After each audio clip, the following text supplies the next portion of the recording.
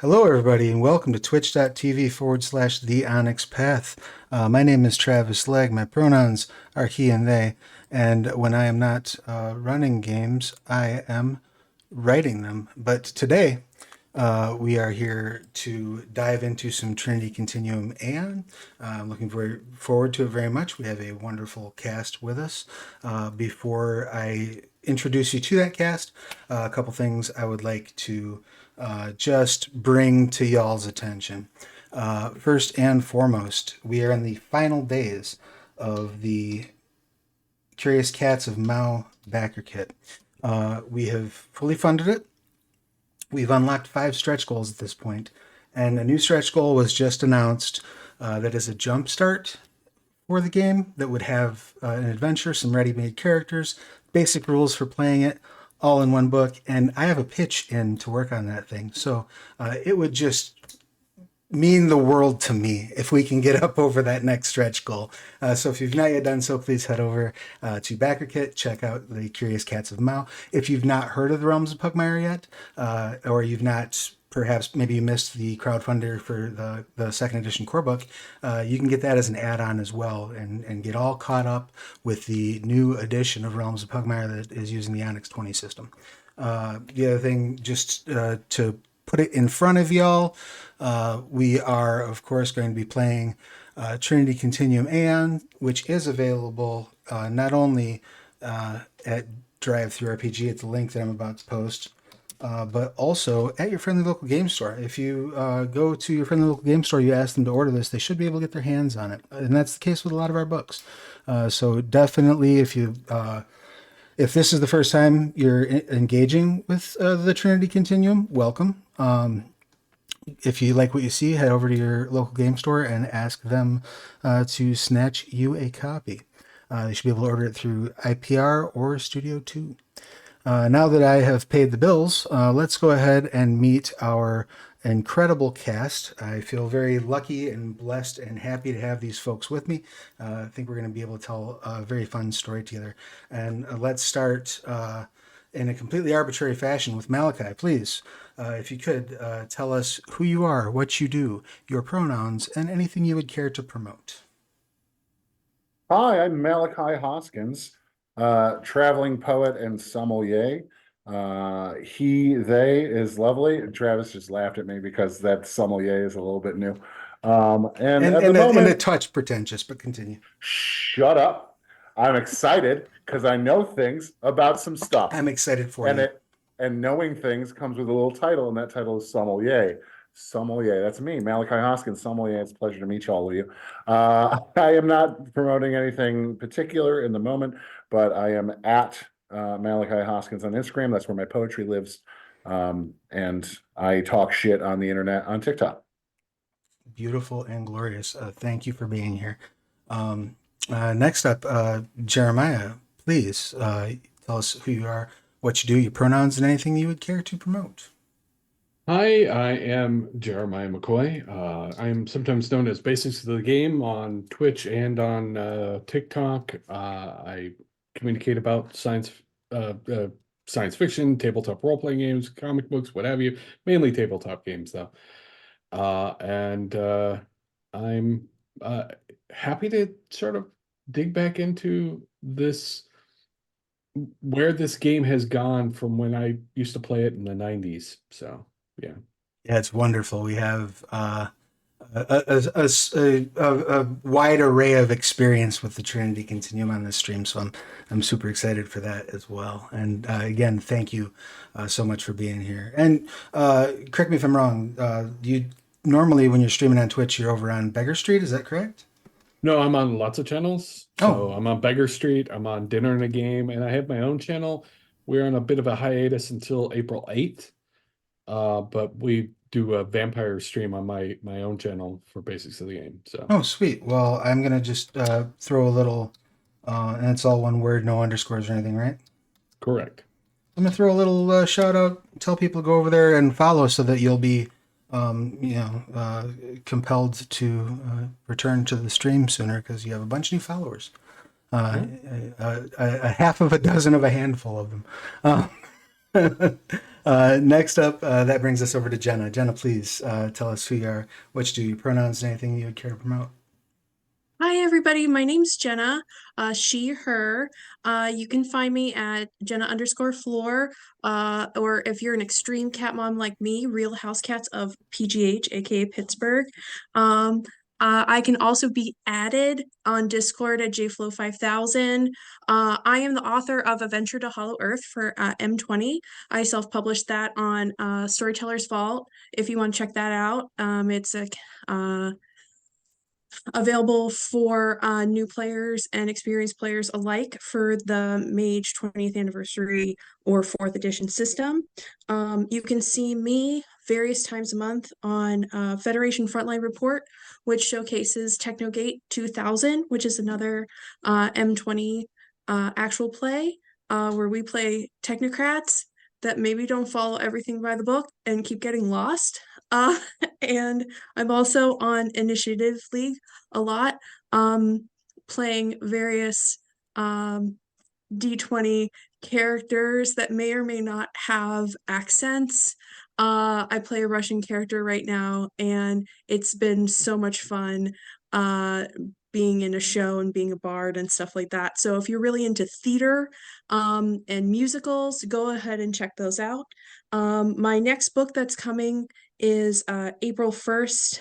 I am dropping Young Mage's Guide to Magic, and it's just note the date when it's coming out and check it out on Storyteller's Vault. Thanks a lot.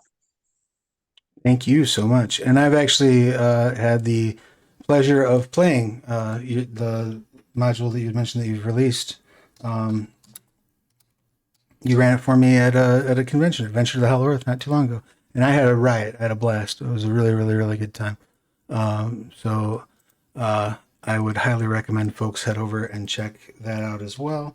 I will throw the link over in our handy dandy chat.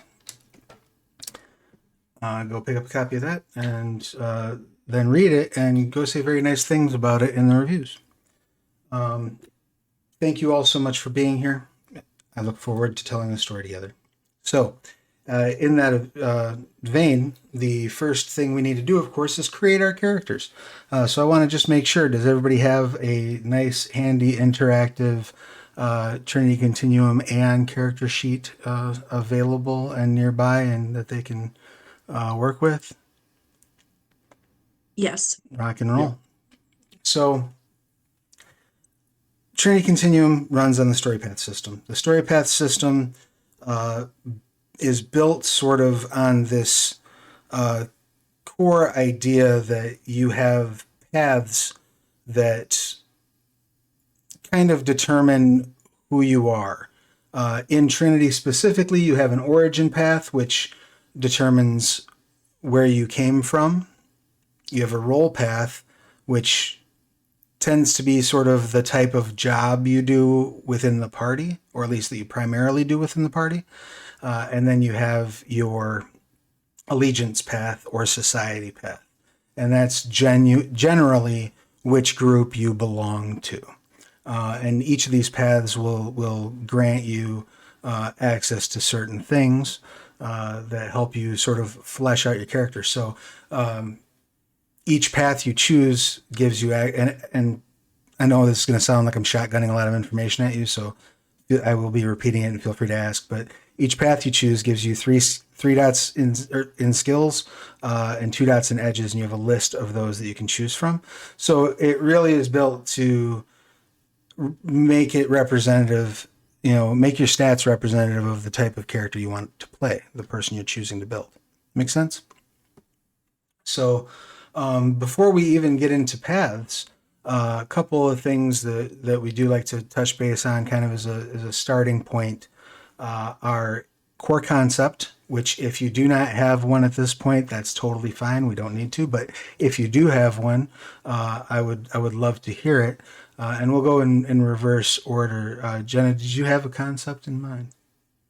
I'm going to say no. I'm usually the person who's like, I'll fill in wherever we need to have something filled in for the party. So sorry that reverse order did not work out. Totally, totally Like, worked fine. out. It's totally fine. No worries. How about Jeremiah? Do you have any concept in mind? I too suffer from permanent game master syndrome and will usually wait until there is a idea of what people are doing so I can fill in the blank. I feel like Well, we're having like a go team venture moment right Yeah, now yeah, in Jeremiah. definitely. So, exactly. Malachi, I've watched your TikToks. What did you settle on? So specifically, what are you asking? No, just What my like character like concept is? if you had settled, yeah, character concept, or if you had settled on I know you were talking about a couple of different psi orders being interested in them. Yeah. So I liked what you were But I saying am about rocking my Apeo. Norsa shirt today, by the way. And in case you didn't Nice. know, Redbubble has up to 40% off on all their stuff today. But continue. Hey, look, I like what you're saying about Apeo. I think we're going there. Okay. And I was doing some frantic reading here and realized that I forgot that clear sentience is a thing.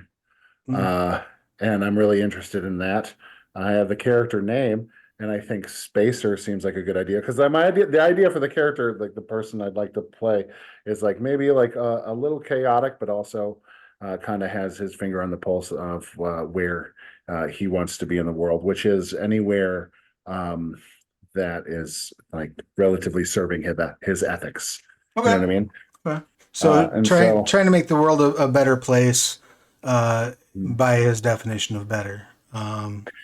Yeah, but also like working with and against and in the cracks of the power structures that exist. Okay, cool. So if we had to sum that up in a phrase, what might that phrase be? Like maybe like a um, uh, sort of a like adaptable activist I or love that. That's okay. great. Adaptable activist. I love that. Awesome. Write that down on that concept Uh-huh. uh, slice on your sheet there, the little slot. And congratulations, you've written down the first thing on your character sheet. In absence of concepts, which often we find ourselves, we form them as we build. The next thing that we like to look at is aspirations, which are both a system engine in the sense that these are how a large portion of how you gain experience points for your character, but they're also a narrative push because they decide and help kind of dictate like what do we want to see happen in this game, right? So every character begins play with two short-term aspirations and one long-term aspiration.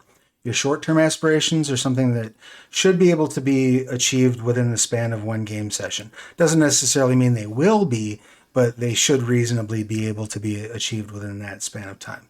Whereas a long-term aspiration is something that's more campaign long.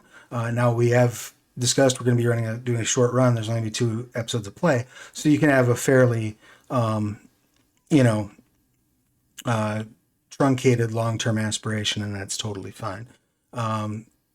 Aspirations can be in character or out of character as well. So, your aspiration might be, I would like to punch a racist in the face.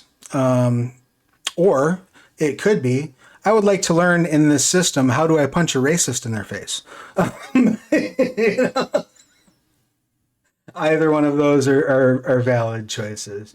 I would ask that you don't make both of those your short-term aspirations because that's gaming the system to get 2 pieces of XP for 1 action. But those are kind of the engine on which we build our story. So Malachi, do you have anything in mind for aspirations for this character? Well, okay. Short-term aspirate. I mean, you set me up a little bit for punching a space racist. That feels fun. But I think the short-term aspiration, it's hard because I don't know what exactly we're doing as far as like what the story setup is. But I think the short-term aspiration is to help somebody else achieve a goal. Okay, so to be helpful to another individual. Yeah. Mhm. Rock on. Help somebody else achieve a goal is a perfect short-term aspiration. And part of the reason why we do these up front is these will help dictate what kind of story we're going to tell, right? We're going to tell the story you want to tell. We're going to make sure that your characters have those moments. So that might help us choose where in this massive world we're going to set our story. Does that make sense? Yes. We have help another completed goal. What would be another short-term aspiration, perhaps, for a character? Um, to if we're talking about like adaptable activists um to achieve a place within a community, like to find a fit in. Find your niche Yeah. in the local community, whatever local winds up being defined as. Yes. Cool. I like it. Any idea for your long term? Something you'd like to see happen before the end of our total story, but maybe not necessarily the first session.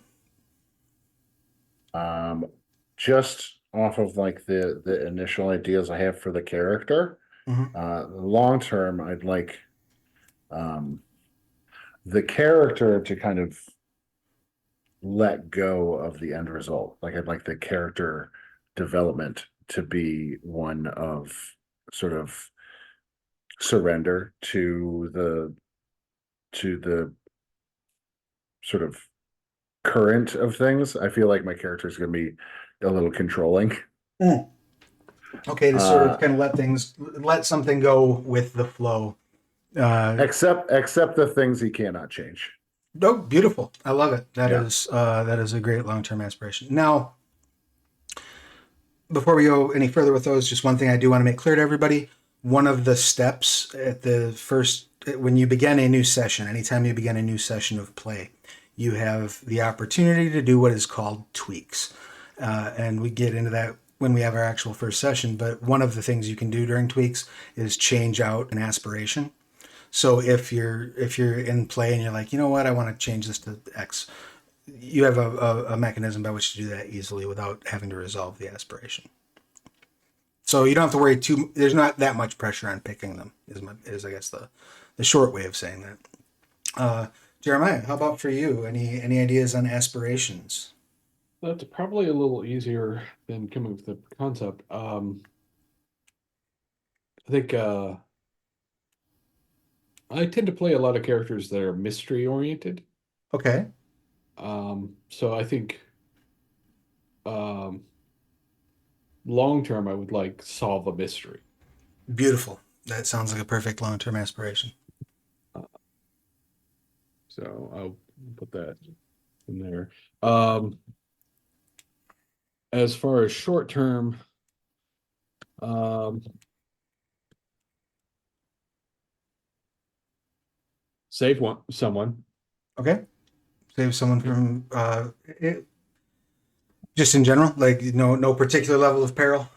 Well, I Just a mean, general saving. I save somebody from danger.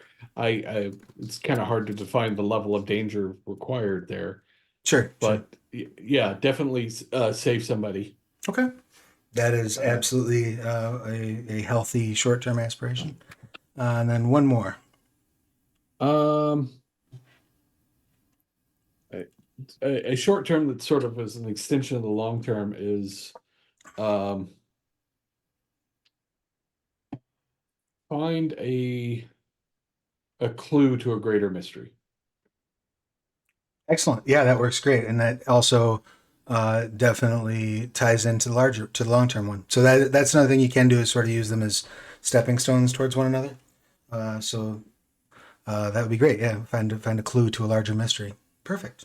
Perfect. How about you, Jenna?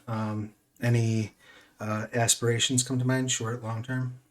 Okay, so I've been searching through the societies, and even if we don't use them, I'm kind of getting some inspiration. Sure. And I just kind of keep going back to like aspirations like Big Lebowski, so I'm kind of seeing myself as like this techie person, and I saw like research alien technology kind of thing, and Okay. I keep seeing a lot in here about BioWare like upgrades and stuff like that. Yes. Yes. BioWare is a huge portion of the setting. Okay. The very, very short version is sometime between now and the 2120s, there were superheroes running around on Earth. And then they went a little off their rockers and wrecked the place. And in fact, only left Earth because the Chinese government threatened to nuke the planet into an uninhabitable cinder if they didn't. Basically, like either you leave or we all go. um, so That's the definitely an ultimatum, yes, for yeah, sure. so the aberrants left, leaving the world in a state of disrepair, one might say. Um, So go ahead. did you have a question about that? No, Okay, no, uh, that's fine. Yeah. rock and roll. So when the Scions emerged in the early 2100s, they brought with them this new type of technology that is based on biological templates. So there's like floral bioware that's based on flower templates, and then faunal, which is based on animal templates. And so this allowed for rapid reconstruction of a lot of the damage that was done during the Aberrant War, and also what has facilitated, for the most part, extrasolar exploration, humanity to be able to go out and set up colonies in the stars. Okay. But you were so I hope that does that give you a basic idea Yeah, of the I mean, bio? I just like it even more. I just thought like cybernetics and like it's like cooler. So my feeling is that my character is that person who like knows that aliens are out there, and so like their long-term aspiration is like be one with the universe, but like understanding, like trying to find all the technology. So it's a super long term one, but that's just them. Sure. And then so, but in terms of short term, they just like always want to upgrade their parts, whether it's cybernetics or bioware or whatever. They're just very much into that, like enhancement. And then I just sometimes add a little like touch of like Big Lebowski to my characters sometimes.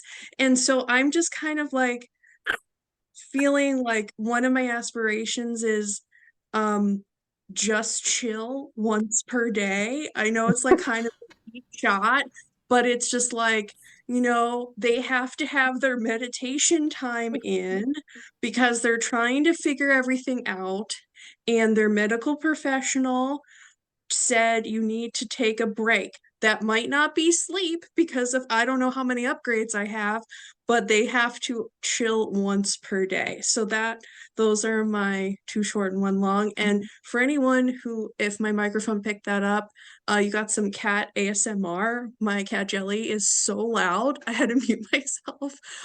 So you're welcome, or I'm sorry. So go ahead. Excellent. Well, those sound like lovely aspirations. I dig it, and I think they will work out quite well. And there's a few character concepts I think that you'll find dovetail nicely into those. Cool. So, having said that, as we build our characters, now that we've got those core building blocks in place, a lot of the work we're about to do will be mostly in the Trinity core rulebook for the moment. You'll want to have Anne kind of handy in case you want to dip over for a couple of the exceptions that I will list off. But we're really going to be focusing our attention on Trinity core. Now, if we were doing a longer form game, paths can be customized. But since we're doing something that's kind of, short form, we're trying to get, our session 0 knocked out within the first session and then have 2 sessions of play. I'm going to recommend that we stick with the pre-built paths just to make everybody's lives easier and make things go a little bit faster. Make sense? Yes. Cool. You start out with your origin path. Your origin path covers kind of how you're up, where you came from. We have a couple of different options in the core book. We have Adventurer. You basically grew up as a thrill seeker. You were always out doing sort of wild and dangerous things. Life of Privilege, which you grew up very well to do. Military Brat, you grew up moving around, likely with armed forces or perhaps a military contractor.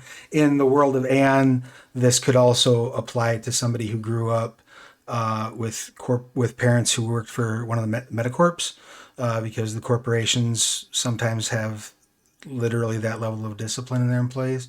Some do, not all. You have the street rat who grew up in, underprivileged areas, dangerous places, things like the underside of Olympus in the lunar colony, or, one of the more dangerous neighborhoods in inner city, probably in the FSA, things along those lines. Those are your street rats. And then suburbia, which is, you came from sort of a middle class-ish kind of family. You were comfortable, but not opulent, and you were never really without. And then lastly, in the main book, we have survivalist, which is you've always had escape plans. You've always been drawn to the idea of being self-sufficient, being able to live off the land, not needing anybody, kind of thing.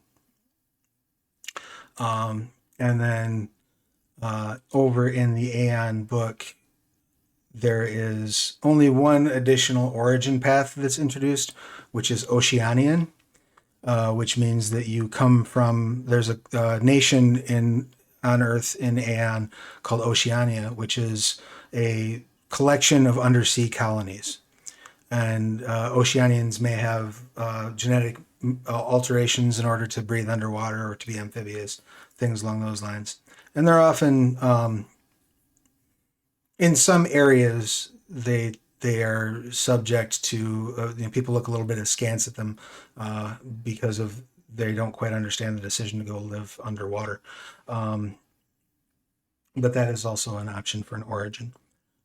So do any of the origins reach out to you, Jenna?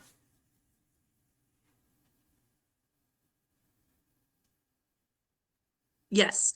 I'd like to be super basic and just be suburban. Like, I had some kind of like hippie parents.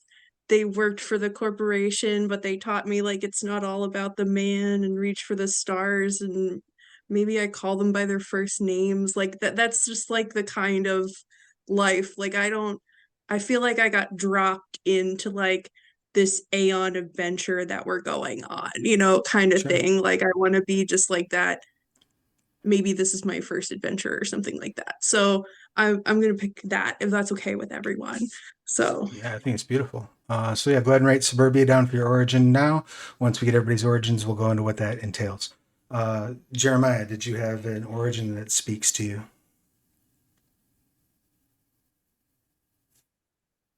I believe you are muted.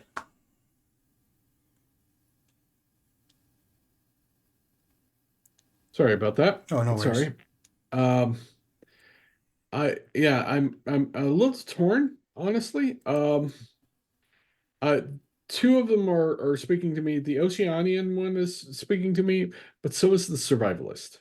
Okay. Um, And there is some thematic overlap between those, so I could see that. um, the the Survivalist speaks to me because of there's the idea of playing somebody from the FSA Sure. who doesn't want to be in the cities because they're heavily monitored and it's a fascist state and they live out in the woods, and that kind of speaks Right, to me. like a true American rebel type person. More like the I don't want to be subject to a fascist state, not the I I mean more like a hillbilly. Okay, so more passive than Yeah, the passive avoidance as opposed to like, I'm gonna go bomb some shit because I'm unhappy with this government type of thing. right. Yeah, Sure. like I I'm from Appalachia, Okay. so I have a firm connection to that idea. Although the Oceanian one just sounds neat because it's very sci-fi. It is. And there's a certain element of that to the Oceanian culture of like the surface is screwed. You know what I mean? So that's why we're down here. Because y'all got problems. And again, that's a broad cultural brush for Oceanian perspective. That does bring up a point though that I do want to discuss, just to touch on briefly right now, and then we'll get into it as we get once our characters are built. There are various sort of things that we are free to toggle in this setting, and for the purposes of this game, one of those would be how much tension there is, in terms of, people of different nationalities between one another. One of those is just like if we were going to be in the FSA, just like what degrees of fascism are we going to be representing? All that stuff we'll be talking about when we get into how we handle like our calibration tools and whatnot. So I just do want to like make a quick note that is something that we'll have a discussion about before we get into play. Um, Given the leanings there, though, probably the survivalist. There's some stuff there that's easy for me to slip into, so Okay. I'll take that. That's fine. Go ahead and mark down survivalist as your origin path. How about you, Mal? What do you got? Riff raff, street rat. I don't buy that. I'm exactly 0.2% surprised. Yeah, think came from a home similar to like Shameless. Also calls his parents by first name, but mostly because at some point he was parenting himself, right? And so everybody is ultimately just kind of trying to make it work. Yeah. Cool. I dig it. Now that you've got your origin paths chosen, you'll note if you look those up in the Trinity Continuum core rulebook, you'll see them basically. Survivalist is on 43, Street Rat is on 42, and Suburbia is also 42 to 43. So as you're looking those up there, you'll see that there is a list of skills and a list of edges. You can make a little mark maybe on the line that's next to the name of the skill, put a little X there, or actually to track it easier, put a little O there so that you know that that's from your origin path. Okay. And out of those 4 skills, you get 3 points that you can spend between those skills. So you can take one of them at 3, you can take 3 of them at 1, you can break it up between those 4 skills however you want, but you get 3 points in those 4 skills. Does that make sense? 3 points within those 4 skills, but I can only use 3 points. Is that what you're saying? Right. You only have 3 points to spend at this point. And don't get too worried with your skill expenditures at this point, because you will get a stack of skill points to spend once your paths are done, that you can kind of spend wherever you want. Is there a standardized symbol we should put on here, or is it I would say just put a O by it, so you know you're talking about, it's your origin path. Yeah. Oh yeah, that's right. Yeah. Put an O on the line. That's smart. That's real smart. It's wicked smart. Good to have beat up some smart kids. By the way, I'm not planning on playing this as Space Boston. It just happened just now. Somebody go back and kick the fucking engine, kid. It ain't working. You call that fucking light speed, kid?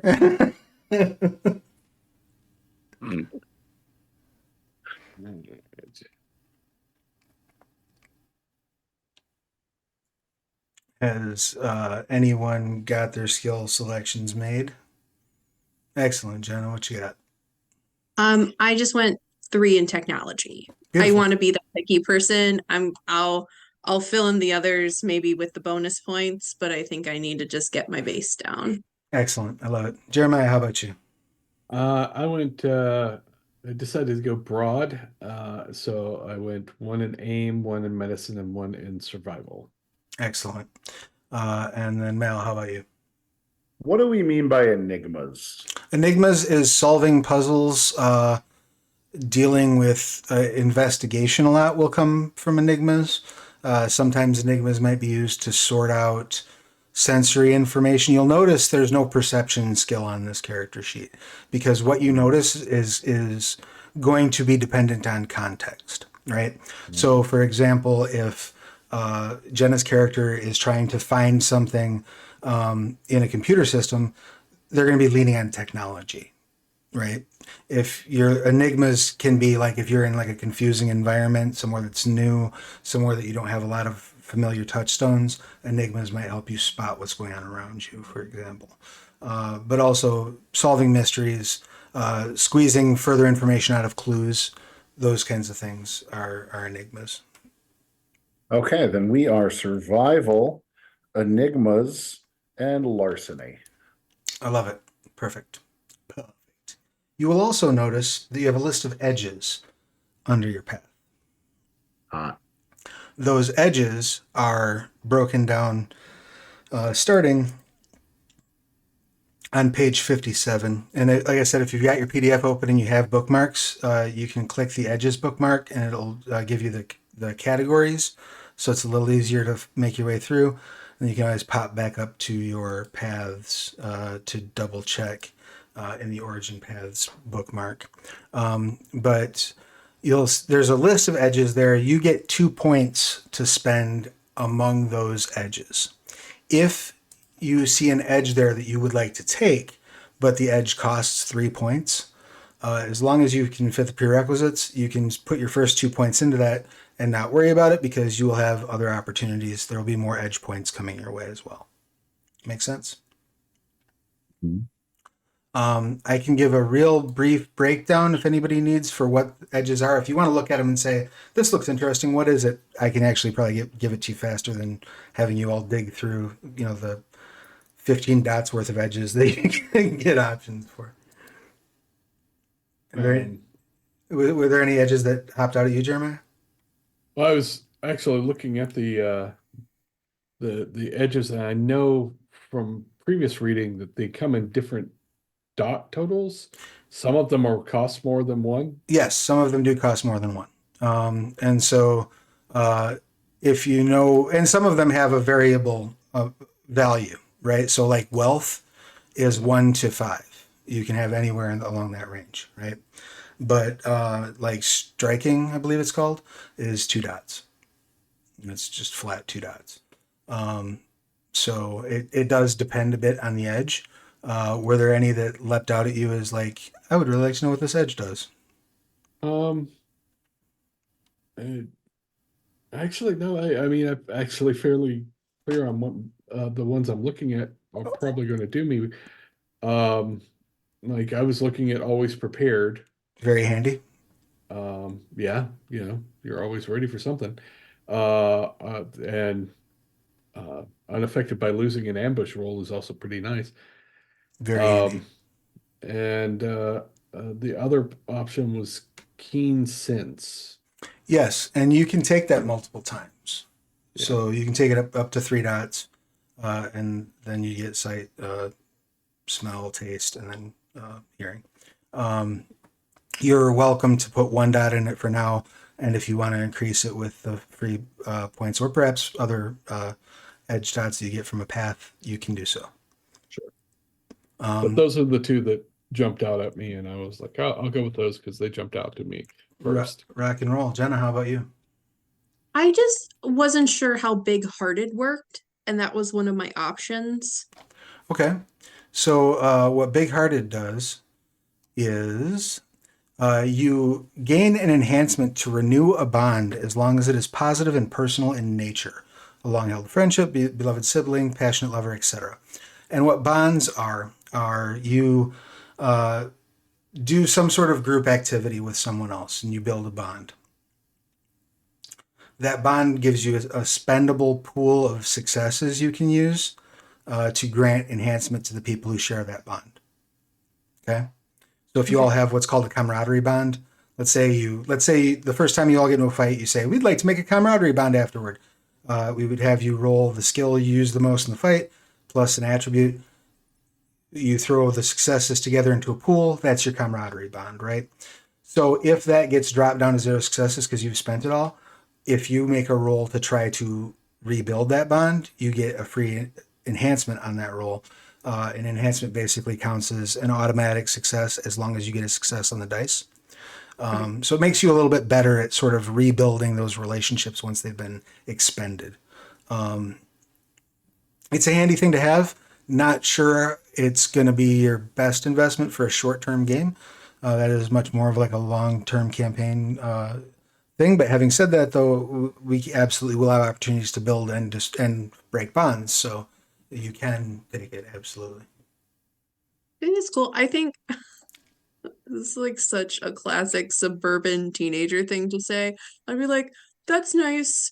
But I think I'm going to be like an aspiring like synthwave DJ and do artistic talent. I love it. I love it. So, yeah, just like totally like hard pivot there. But Okay. thank you, because I didn't understand it because I hadn't had a lot of experience with bonds, so I Sure. wasn't sure like how that like domino affected with them. So Absolutely. Yeah, artistic talent too is a perfectly cool choice, and does come in handy. Malachi, how about you? So Sorry. go for it, Jeremiah. What's up? No, this is the product of the playing entirely too many games. When he said Malachi, I have a character named Malachi, and so I started responding because you said Malachi. I was like, oh no, wait, this is this guy's actual name. That's my literal name. Oh, that's so fun. I love That's- that. I'll try to use your the shortened version or your nickname for the rest of the session. That's Big- Mal. big- Mal's a big little less sexy. confusing. Big sexy. I forgot. Yeah. That's right. That was real. That's a real nickname someone gave me. Define hardy. Hardy basically means that you can handle an ass whooping better than the average person. Specifically, you gain, let's see here, where are we at? You gain enhancement equal to your dots in this edge to resist any threats or sources of indirect damage. Plus, if you have more than any dots in this edge, allow you to heal wounds and resolve injury conditions twice as fast as normal. So, for example, an example of a indirect damage would be if you were exposed to the vacuum of space. You will be taking indirect damage from that. You would have a slightly better chance of surviving with Hardy. Radiation is indirect damage. There are certain powers that scions and aberrants use that create indirect damage. If, like, you go into a burning building, there's going to be indirect damage from that fire. Hardy makes it easier for you to resist that kind of damage. Doesn't help you if I punch you in the face, but it helps you if, somebody drops a screwdriver into the demon core around you or something. Yikes. And how is that different from Tough Cookie? Tough Cookie is the other way around. That's like just making you tougher. You have a soft armor rating of 1 at all times, and what soft armor does is it basically increases the difficulty of someone to hurt you. So instead of spending 1 success to give you the injury condition, they would have to spend 2 because you have soft armor. And that also stacks with any armor that you actually wear. Just because I think it's interesting, we're going to do Hardy ×2. All right. Excellent. The last thing for your origin path is going to be selecting a connection, a contact, or an access.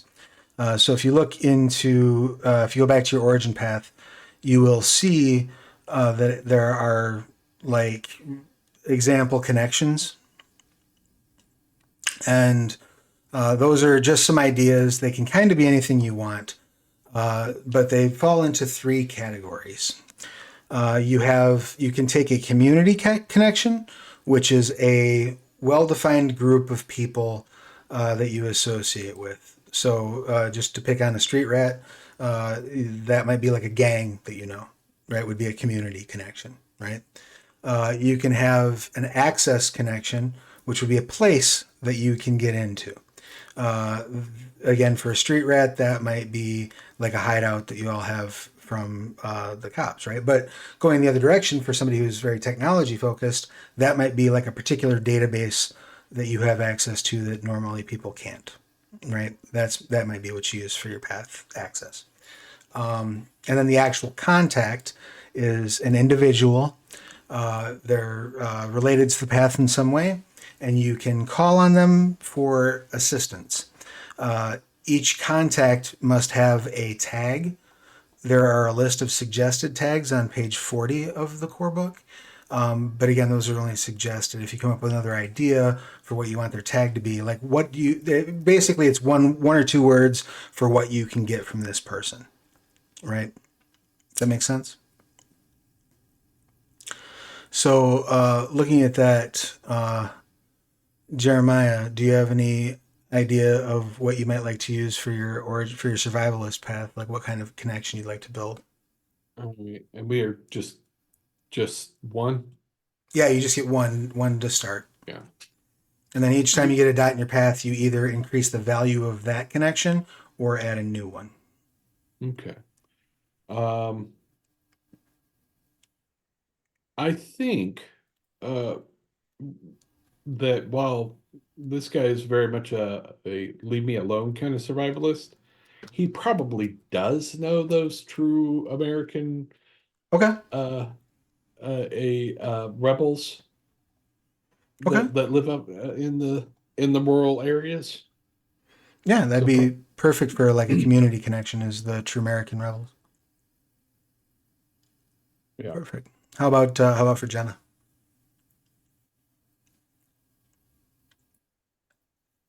I'm sorry. I'm getting used to having like multiple screens, and then I'm like, where am I in this? I'm just gonna take one from the example connections, and I did favorite professor, Okay. and I feel it's like I probably like did like a couple theses. I don't know how like higher academia works in the far future. Not much different Um, than it does now. okay, so I feel like I had a cool professor, and I still talk to him, and he's kind of like technology and alien, like he teaches all the fun classes at school, and his name is Albert. Fizzy was his nickname we were allowed to call him. Fizbert Floor, it's a hyphenated last name. I love it. And I feel like he's I just like the alliteration, and I used my own last name. So secretly hoping I have a really cool uh Descendant in the near if future. in Yeah. the future. Nice. That's And awesome. so what tag would you, because that is a person, what tag would you like to Mhm. assign to that person? I was thinking like um I saw informant, and I don't think it's like I feel like if we need to like access information or something like concepts that maybe like we're not allowed to go, like we can't find it or something, like we're just like, how does geothermal something like that. I'm not making sense, but I'm just like I feel You're like I could contact him. I'm Yeah. following you perfectly. Okay, great. I think that maybe because the term informant generally means like somebody you can get inside dirt from, right?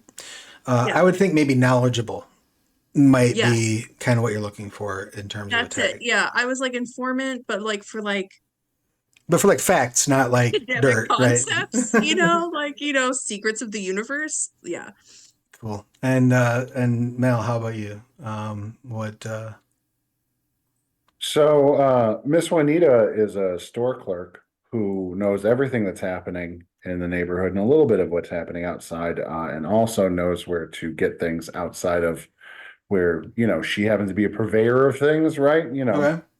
Food, corner store kind of shit, Right, but also, Lucy's and right. But there's guns. a, Yeah. the back room, right? Right. Right, exactly. And so, what would that be that you're going for tag wise? What would you say that would be? Would that be something like maybe uh, like fixer, maybe for a tag, or Oh, I love that. I was gonna put info and resources, but that's just what a fixer is. So yeah. sweet, cool. now we have all completed our first path. The next two should go a little bit quicker because we know we know the basics of the game. Huh? See what I did there? I just have one question. I just Yes. have one question. I'm Ask away. sorry. I stopped the No, train. by all means. The contact, how many dots is that? Is that just one? One dot. So Okay. you take your contacts from your path rating. So if you Yeah. increase your path rating, that's when the contacts rating would either go up or you would add a new contact. It would be up to you how you wanted to tackle that. Okay. Yes, absolutely, Malachi. What's up? I also didn't know where to put that on the character sheet, so I'm just writing that in basic. Oh, so if you go down, if you scroll down to the second sheet on your character, Uh-huh. you should see path contact, and that's where you'll actually be putting your path dots to, I think. Oh no, you have a place for them up top too. Yeah. Yeah. Really? Yeah, your second sheet, you should see path contact. So I see the second sheet starts with basic for me, and then proxy, and then psi, intolerance, edges, specialty, skill force, Oh, I think you just need to resilience, scroll down further. auxiliary mods, aspiration, armor, gear, weapons, biotech. You not next auxiliary modes, you should see path contacts above aspiration. Yeah, it's at least on the sheet I've got, it's directly above aspirations. Well, I'll just write it down and I'll send you what I'm looking at later. Sure, yeah. If you want to Okay. grab me a screenshot, it might be odd. Hopefully the wheels don't come off, but it sounds like you have your psi and stuff there, so that's the important things. Right on. Yeah, just make a note of it for now, and we'll address that off stream. So next up, we've got our role path. The role is the role you best fit in the group. Now, this doesn't necessarily mean that it has to be unique. We can have multiple people in the same role. That's no problem. I believe they're broad and diverse enough that having multiple people in the same role is not a problem. Also, might make for a good concept. I mean, could be fun to play a whole bunch of emergency service workers that are in the same ambulance, right? Just as an example. But your role paths are charismatic leader. They're the type of person who, inspires and leads the group and others outside the group. Combat specialist, you are about hand-to-hand combat or ranged combat or both. Detective is about noticing details, facts, and turning them into useful information. Medical practitioner is your healer. It's pretty self-explanatory. The pilot is your vehicle specialist. The sneak is kind of your stealth role, and the technology expert is the person whose focus is on maintaining, upgrading, and keeping in good repair your technologies. There are a couple of new roles that are introduced in the Aeon book as well. You have the spacer role, which means that you live or work in space. You might be the crew of a spaceship, or maybe you are, live at a distant outpost. Like if you're in a mining colony in the asteroid belt, for example, spacer would be a good role. Off-Earth colonist is another role, and that is someone who is from the extrasolar colonies. So you're kind of used to being in a very harsh environment with very little contact and support from back on Earth. And then you have the space military role, which is you're a combat specialist who is trained specifically for operating outside of terra firma. Do any of those roles leap out at you, Jenna? Yes. I wrote it down. I'm gonna do technology expert, Excellent. Excellent. and I just went with a theme. Sometimes you just have to work off keywords for yourself, and that's me. So here's the quiz question. Do you remember what to do Good. with your skills and edges? Yep. I started labeling my skills like we talked about, and I was thinking about them. And then I didn't get to edges yet because I really was inspired by my path contacts, which was research scientists. So made them my research scientist board game group. We're called the 101s because we all met in Science I love it. 101, and they're my informants. I love it. They're just like the biggest gossips. Perfect. Perfect. Jeremiah, how about you? Any of the roles leap out at you? I've got two that leap out to me, but it kind of depends. So the off-world colonist sounds cool. I like that one. But if we're not doing a off-world thing, it doesn't seem like it fits that well. I mean, that's not necessarily true. Give you just to give you a very very brief breakdown of the recent history. Mhm. There was a lot of travel to the extrasolar colonies until about 5 years ago when the Apeo Wamacho en masse just took off. Didn't tell anybody where they're going, just stopped showing up places. This led humanity working alongside with the ambassadors from the Chin, which is an alien species. It's kind of humanity's closest ally in space, working together to build the Leviathan jump ships. Those went into service about 2 years ago, and then the Apeo came back. So now there's a lot of traffic between the extrasolar colonies because there's a lot of like making up for lost time. There's a lot of supply drops and diplomatic visits because some of the extrasolar colonies have been like, well, fuck you if you're going to abandon us. We're just make our own government. We're going to make our own government with blackjack and hookers. What do you think about that? So there's traffic back and forth. So Yeah. being from one of the extrasolar colonies is not a bridge too far. You might have been from one that maybe you just had a bad experience. You were like, you know what? I'm going to try out this Earth thing. Um, like, The other thing that appealed to me, the other there were two others that appealed to me, and I'm still trying to figure out which of the three that are really getting me. Is medical practitioner. I was thinking like a combat medic. okay, that'd be cool. Um, and the last one was a detective. Also cool. Also handy. Yeah. And So you can kind of skin those. The detective you could skin a couple different ways, right? Because you could lean right. very hard into like I'm a fact finder type person, or you could be somebody who maybe specializes in being in kind of being a general troubleshooter, right? Right. Who is then sent into situations because you have good powers of observation. You know what I mean? But if you need Yeah. a minute or two to sit with that, that's totally fine. I can circle back to you. Okay. Malachi, you got any ideas for your role path? Yeah, Spacer jumped out to me before I worked out any of this, and it still kind of is because I like the character. I feel like Spacer's still kind of like working class. Like Very that's much kind of the so. idea. Very much so. Yeah.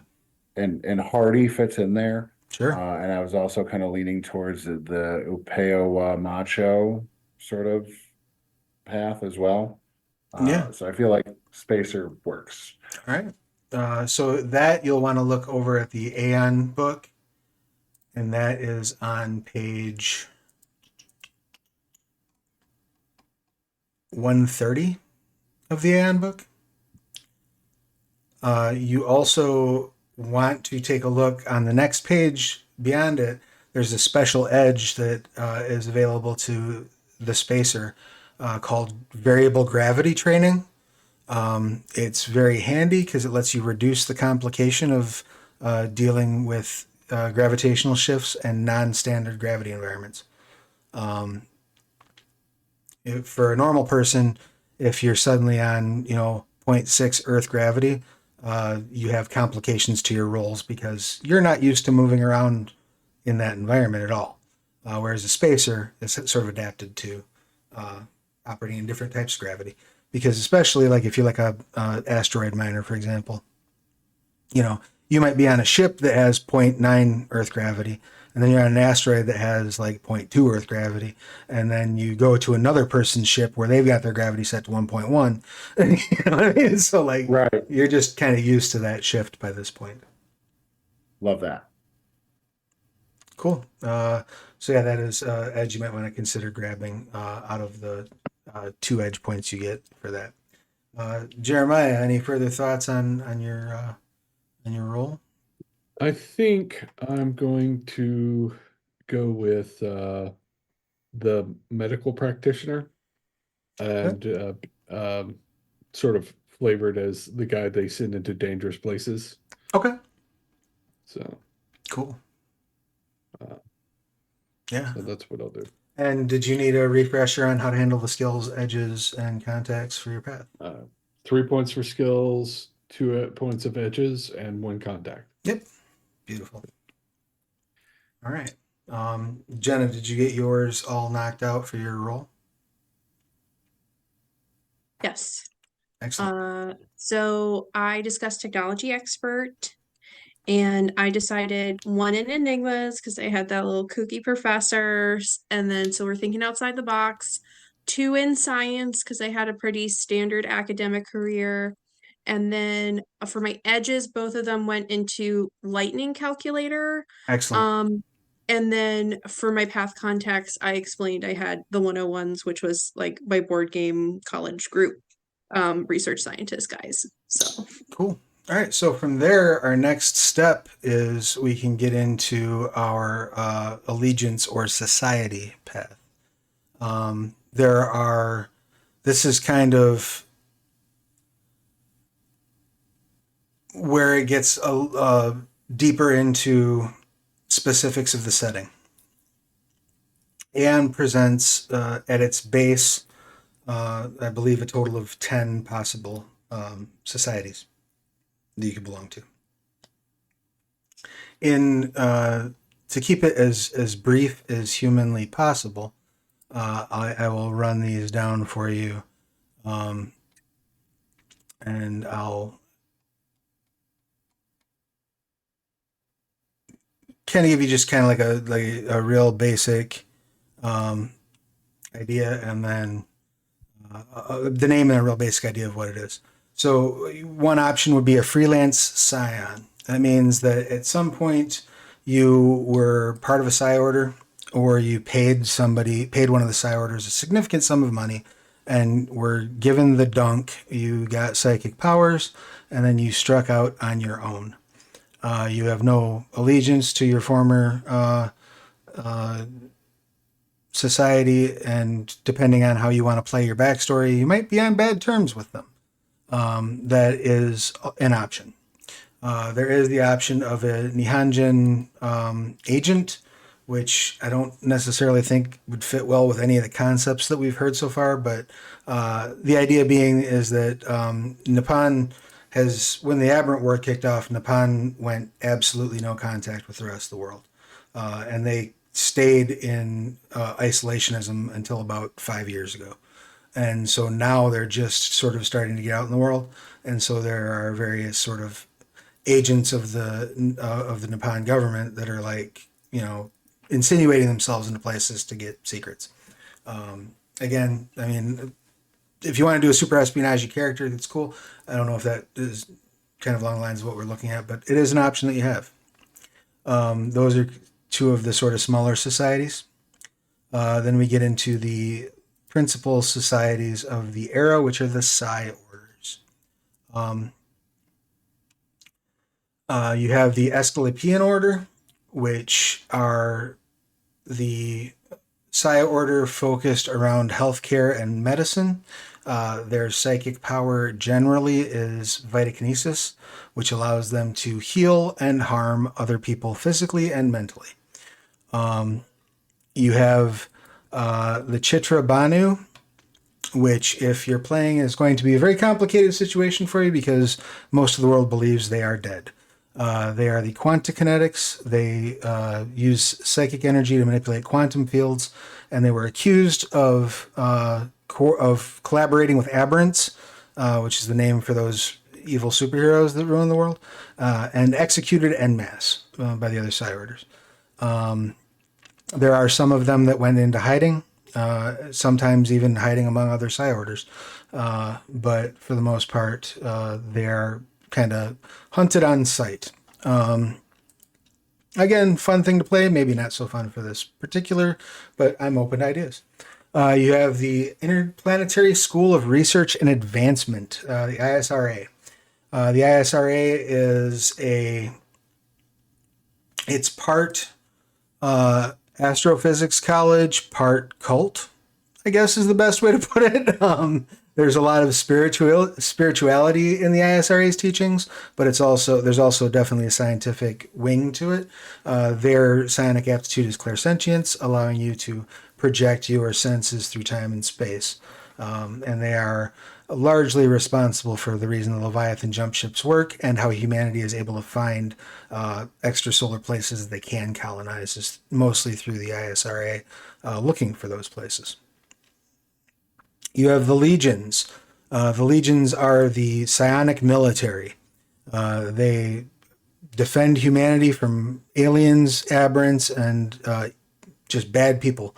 And their primary aptitude is psychokinesis, which allows them to move things with their mind through telekinesis, affect cold and heat, and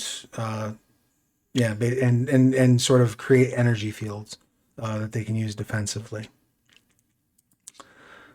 That then brings us to the Ministry of Noetic Affairs. The Ministry of Noetic Affairs are the telepaths. They are a cabinet level wing of the Chinese government.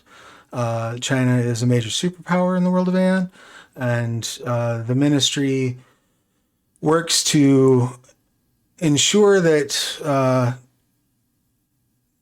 basically ensure China's security, but also ensure that aberrants do not infiltrate humanity, that the scions remain free of aberrant influence, and they also frequently work as diplomats because of their telepathic ability. It makes it easier for them to communicate with, for example, alien species, which is why the Qin are called the Qin by humanity.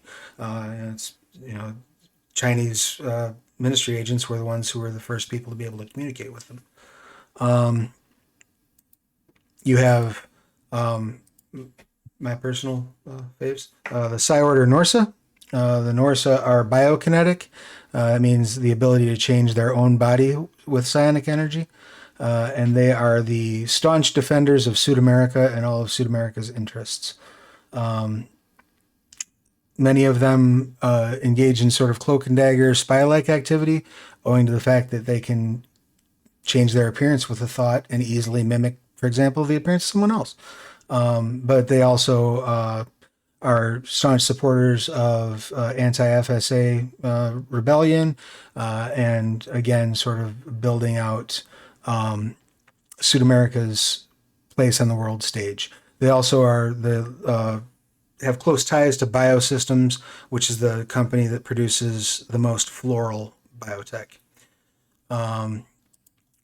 Next up is Orgatech. Orgatech are the faunal biotech leaders of the world. They are electro manipulators, electrokinesis, so they're able to mess with the electromagnetic spectrum, including computers, and they are a Psi order within a corporate structure. Their corporate structure is in the FSA, and their president, who's also the head of the Psi order, works to try to change the government of the FSA by paying his employees super well so that they can buy full citizenship and act as a big voting bloc. You have the Apeo Wamacho, which are the teleporters. They are all about exploration and travel and moving things place to place. Their name is Swahili for the horizon. And their powers of teleportation allow them to move themselves and others and objects through space, or create warps and wormholes that connect two areas to one another. If none of those Psi orders sound cool to you, there's also the Aeon Trinity, which is a extra-governmental organization that has an advisory seat on the UN Council, and they sort of are internal affairs, you might say, for not only for the Scions, but also for all technological advancement. They are, much like the ministry, they're on aberrant watch in a big way. But they're also trying to, their main mission statement is to try to foster humanity's next leaps into the future. They're always forward thinking, trying to foster these new technologies, making sure they're coming out safely, if that makes sense. I realize I just threw a whole bunch of information down a shotgun barrel and blasted it at you all. So, did any of, I guess I'll start with Malachi because I know you have kind of the clearest idea of what you had in mind. Did any of those leap out as something like that changed your mind, or do you definitely want to go with the Apeo? Well, first, don't categorize me as somebody who has a clear idea of anything at all. I am yes-anding the shit out of this moment. That's fair. And based on what we've talked about, and based on the building we've done so far, freelance actually seems like it makes more sense. Okay. Yeah, freelance scion, totally. Mm-hmm. So all your path information for that is going to be listed on page 129 of the Aeon book. And you are then free to decide any of yours, any aptitude. Doesn't matter what aptitude. You can be any aptitude you want if you're a freelance scion. To be clear, you can be any aptitude you want no matter what your allegiance is, because the Psi Orders have an exchange program. But there's not like a typical. So do you know off the top of your head like what kind of psychic powers you'd want, or do you want me to come back to you on that? Clairsentience. Okay, excellent. So you can write that down as your aptitude, and I'll get into that. We'll get there. Just go ahead and put it as your aptitude. We'll get there after. Jeremiah, any idea on Psi Order? I'm going back and forth, like I usually do, apparently. There's a lot of good choices, so I understand. There are. So I was thinking playing a Vitakinesis as the Scion, but I'm torn on what order they're in. Okay. Because I kind of like the notion of them being Legion and being basically combat medic. Oh, yeah, it's perfect. The other option that was sort of jumping out to me, obviously the Scipulans are great too, but playing that as a member of Aeon Trinity plays into that solve a mystery thing to me. Sure, yeah, and the Trinity is always headhunting out of the orders. You know what I mean?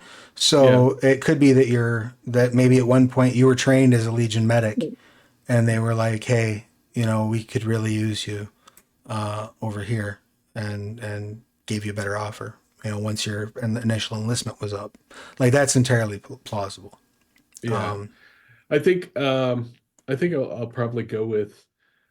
I will go with Aeon Trinity. All right, rock and roll. And your path information for that is on page 183. Yep, you beat me to it. And you also can choose. You'll note there are a couple of subsections within there. Yeah, I did. You're welcome to choose from if you want. Section Minerva are kind of the I guess the Black Ops. The Section 31, if you're a Star Trek fan of the Trinity. So that is also an option. Whichever path you choose, that's fine. Just let me know. And then you'll also want to make a note of Vitakinesis as your aptitude in your sheet, and we'll circle back around to what that entails. Okay. All right, and then Jenna, did you know what society you would wanted to get into? Yes. When I was scrolling, I saw on Orgotech the concept of alien technologies researcher. And so Yes. that's how I went around. So I like just went to them, and then I didn't even realize that they had the BioWare Access Edge, which Yeah. is like basically what I described like 20 minutes ago. So I'm just like, Oh, emoji, explosion emoji. Um, so I definitely took two in that, and I upped my persuasion, culture, and tech, and then I picked a high flying CEO as my contact because I feel like they can kind of walk by. I can be their lightning calculator. And then I'm just like, hey, we need some more funding here. And they're like, sure, you saved my PowerPoint or something like that. sure. Um, so that's how I went full circle there. And I feel like my parents would be working for like Orgotech Okay. Yeah. too. Like the whole kind of like, we want to make society sucks, but we want to make it better through like employee ownership and different things that you were mentioning there. So it's like if we want it to change, we're going to work for it, and then we're going to go from there. And plus they have so much access to the alien technologies. So um that's uh So that's how I work with that. and Orgatech has been around. The actual company of Orgatech was founded in like 2106, I think. But the predecessor company of it, Optech, was around since the 2040s. So like you could be like a family that has been working for this company for some time. Yeah, like we're just like we're trying to make like we're just like trying to make concepts like, yeah, like I probably have a grandpa who's like, I remember when it was the company store or something like that. It's just like, yeah, it's just like I feel like I'm taking like the American dream from like real life, like 1970s and how people have been working for companies and just like transplanting it into the future That's perfect with though like for my Orgatech. parents and stuff. Yeah, And so it also makes sense with the suburbia origin because Orgatech's corporate headquarters, fun fact, is basically Staten Island, and they have okay. extraterritorial control over that. So the FSA, while they are FSA citizens, the FSA does not come in there. They have to get special dispensation to like send in authorities. Orgatech has their own municipal services, their own police, their own standing army, which is the Psi Orders, and also Wu Tang. So yeah, so they're basically you could have lived in like a suburban area in Staten Island. Yeah, I feel Yeah. like they have like employee houses, like a Right. military Oh, base, like absolutely. employee houses, kind of thing. And I also was getting a good vibe from the artwork on page 169 for anyone following along. There is a person being like, I don't know, maybe this will work. And she's about to put her hand on a button. And I feel like I was like inspired by that too. It's just like you're all in, and then like I feel like that's like the last moment before you press the button on like the technology, and you're just like, hope it works out. So Right. I love it. It's perfect. So did you want to go with the standard Orgatech aptitude of electrokinesis, or was there another psychic power that reached out to you? I didn't get that far, but I think that's cool. I think that makes sense. I'm a character that has 4 dots in technology. I feel a Sure. Right. suburb just fall into the safe zone of uh the basic scion bread that I am making right here. I feel it's like the most sourdough option, so I'm gonna go with it. So I love it. yeah. So then at this point, does everybody have their three paths, their three contacts? They should have 9 dots in skills and 6 dots in edges. Are we there yet, everyone? I'm currently uh, in the process of finishing up my skills. Okay. How about you, Mel? We should have 9 dots in skills. Is that what we said? Yep, because it's 3 for each path, right? You have 3 paths. Oh, yeah. And so you should also have 6 dots worth of edges because it's 2 for each path and 3 paths. Yeah.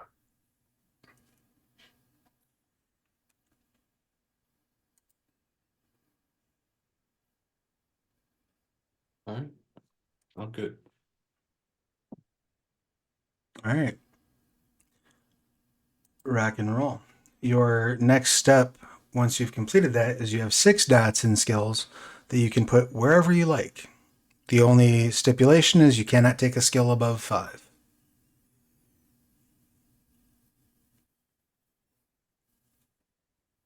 Any skill that is at 3 or higher, you must choose a specialty for. The specialty can be anything that is remotely described by that skill. And specialties work in a way in Aeon that's in Trinity Continuum, I should say, that's a little counterintuitive if you're used to them from other D10 based games, in that they do not help with the skill you have the specialty in. They are complementary to another skill. So, for example, if you have aim and you have a pistols specialty in aim, right? If you're making an enigmas roll to find out what kind of weapon was used in a shooting, you would get an enhancement thanks to your pistol specialty in aim. Does that make sense? Yeah. And your specialties, if you have a skill that's at 3, your specialty is +1 enhancement. If your skill is at a 4, your specialty becomes a +2 enhancement. And if your skill is at a 5, it becomes a +3 enhancement.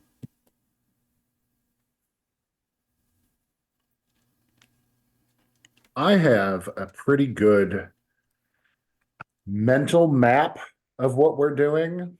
I'm gonna have to send you whatever the hell I'm looking at over here, so we can figure out something for me to reference. But I think I know who my guy is now. Okay, fair enough.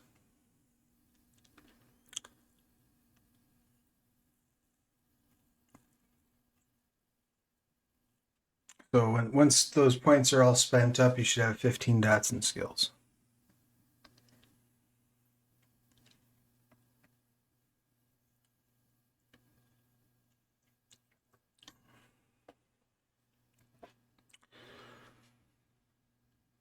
And then there's one last thing in skills that we need to address. Once you've got the skill dots spent and your specialties handled, and that is your skill tricks. All characters start with 1 skill trick. It has to be in a skill that you have 3 or more dots in. If your character does not have 3 dots in a skill, you'll have to pick one of your skills you have 2 dots in, and you cannot use your skill trick until you get that skill up to 3 dots.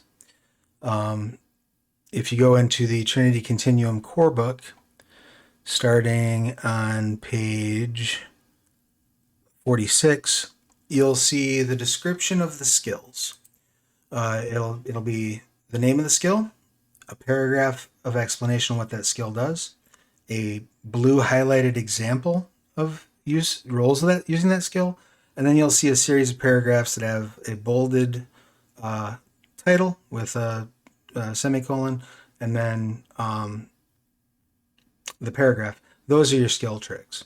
And these are neat little tricks that you can do using a currency called momentum that you have in the game to do extra fun stuff. Just like, for example, one of the skill tricks under aim is called gun tool. You can use your gun for any action, no matter how unreasonable it might seem. Once per scene, you can spend momentum to add your aim to any single die roll. So it's little things like that, little tricks that you get to do. And everybody needs to pick one for one of their skills.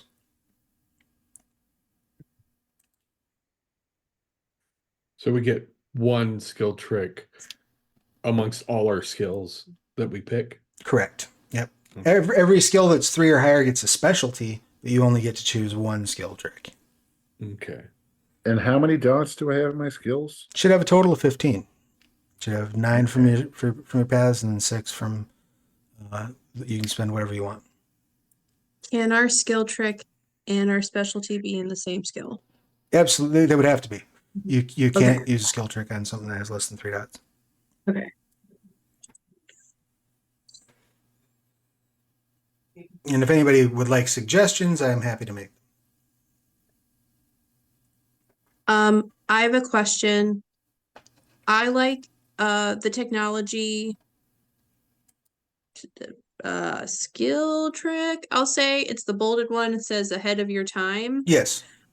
But it involves crafting new inventions. And if that's something you don't want to do in this game, I am happy to pick something else.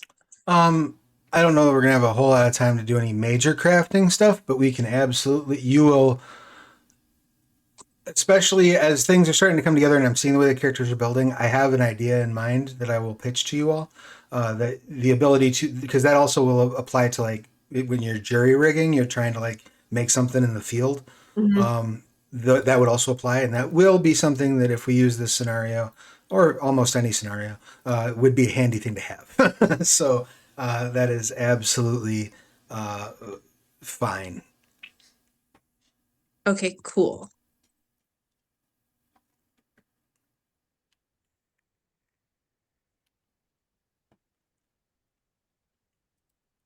Any other questions about skill tricks? Not at the moment. I'm still trying to pick specialties. Sure, no worries. And if you need any suggestions for those, I'm happy to hand them out as well. Like for medicine, I picked quick aid because the description on it sounds like kind of his kind of medicine. You're talking about for the skill trick? It's listed under specialties section. Maybe I'm reading the wrong thing. I might be Um, reading the wrong thing. yeah. So specialties are just any sort of one word general, Okay. a tighter field within it. The ones that you're looking at with the bolded, those are the skill tricks. All right. But quick aid is absolutely a handy skill trick to take. Uh, back that out because I'm trying to pick a specialty here. So field medicine would be a specialty. Yes, absolutely. Okay.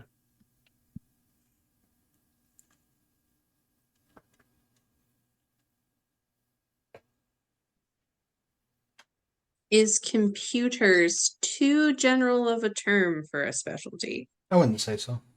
Okay.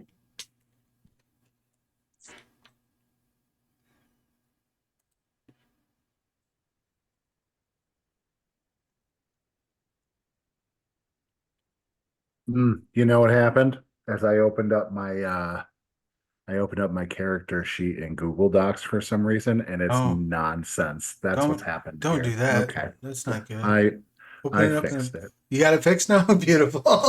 Yeah, no, I fixed it. We All got right. it. Rock and roll. Skill tricks. Yeah. Okay. So, what did you wind up settling on for your specialties, Jeremiah? For medicine, field medicine, and for science, biology. Perfect. And then did you go with the quick aid for your skill trick? I'm still deciding now that I understand what I was actually. Walking wounded is also a badass skill trick for medicine. Yeah. Yeah, I believe that's what it's called. Yeah, basically, like you can spend momentum to allow a character that you treat to ignore their injury conditions for the scene. Yeah. So I mean, that's a handy one to have. It's nice. The side there are also some pretty decent science ones. There are some very cool science ones. Yeah.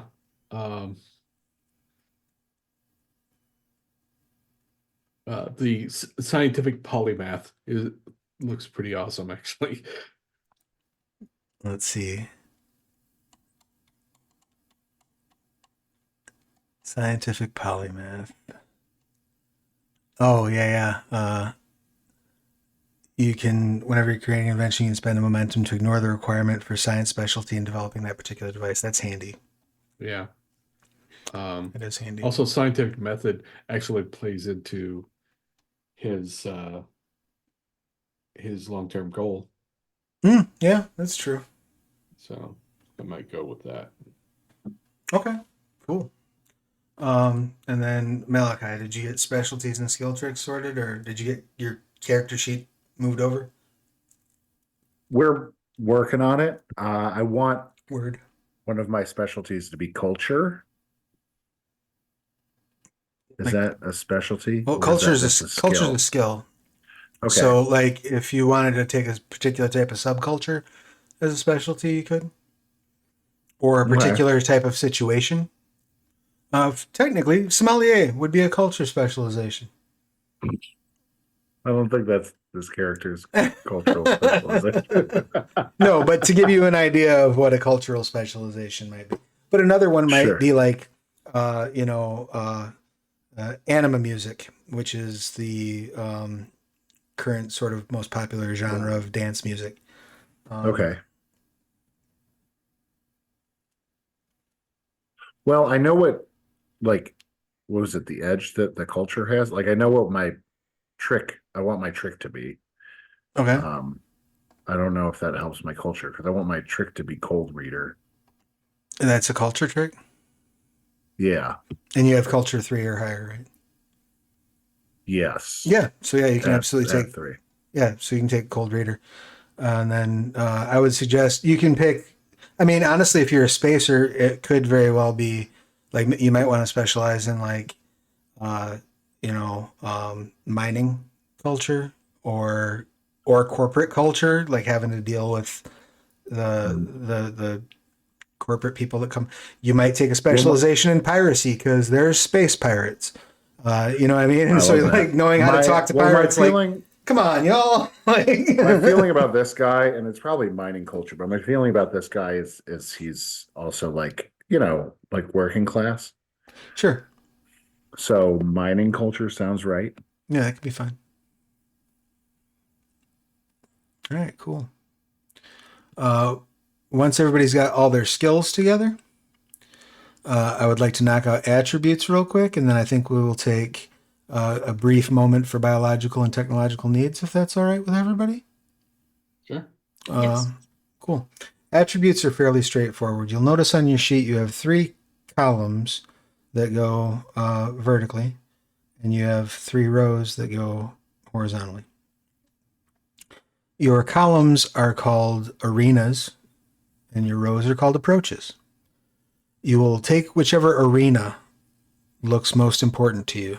So the physical, the social, the mental, and you will spend 6 dots in that arena. You can't take anything above 5, but otherwise you can spend it however you want. And your dot that's already filled in is free. So you have 6 additional dots to spend in your primary arena.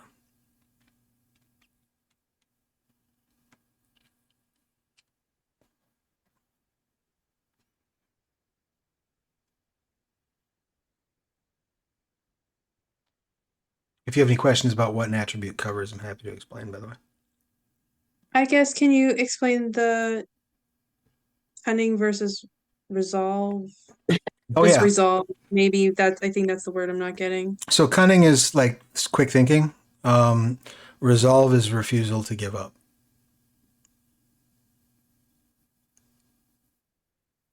It's like how strong your will to continue is.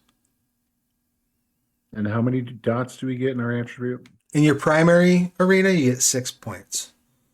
So if you say I want to be mainly a physical character, you would put 6 points in your physical ones. If you want to be mainly social focused, you'd put 6 points in your social ones.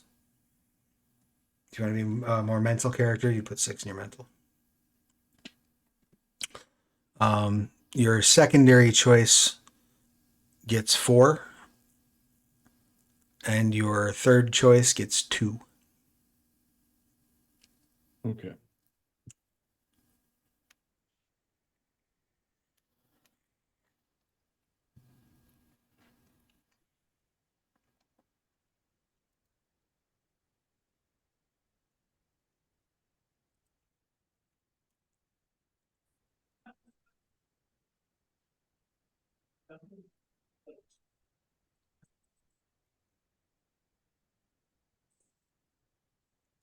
How about presence versus manipulation?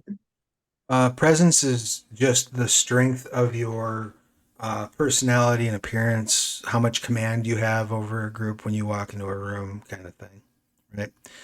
Manipulation is your ability to actually like socially, intentionally drive people in a direction.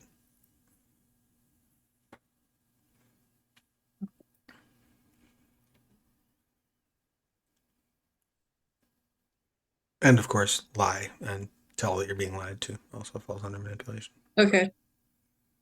Yeah. I got it. I think I got it.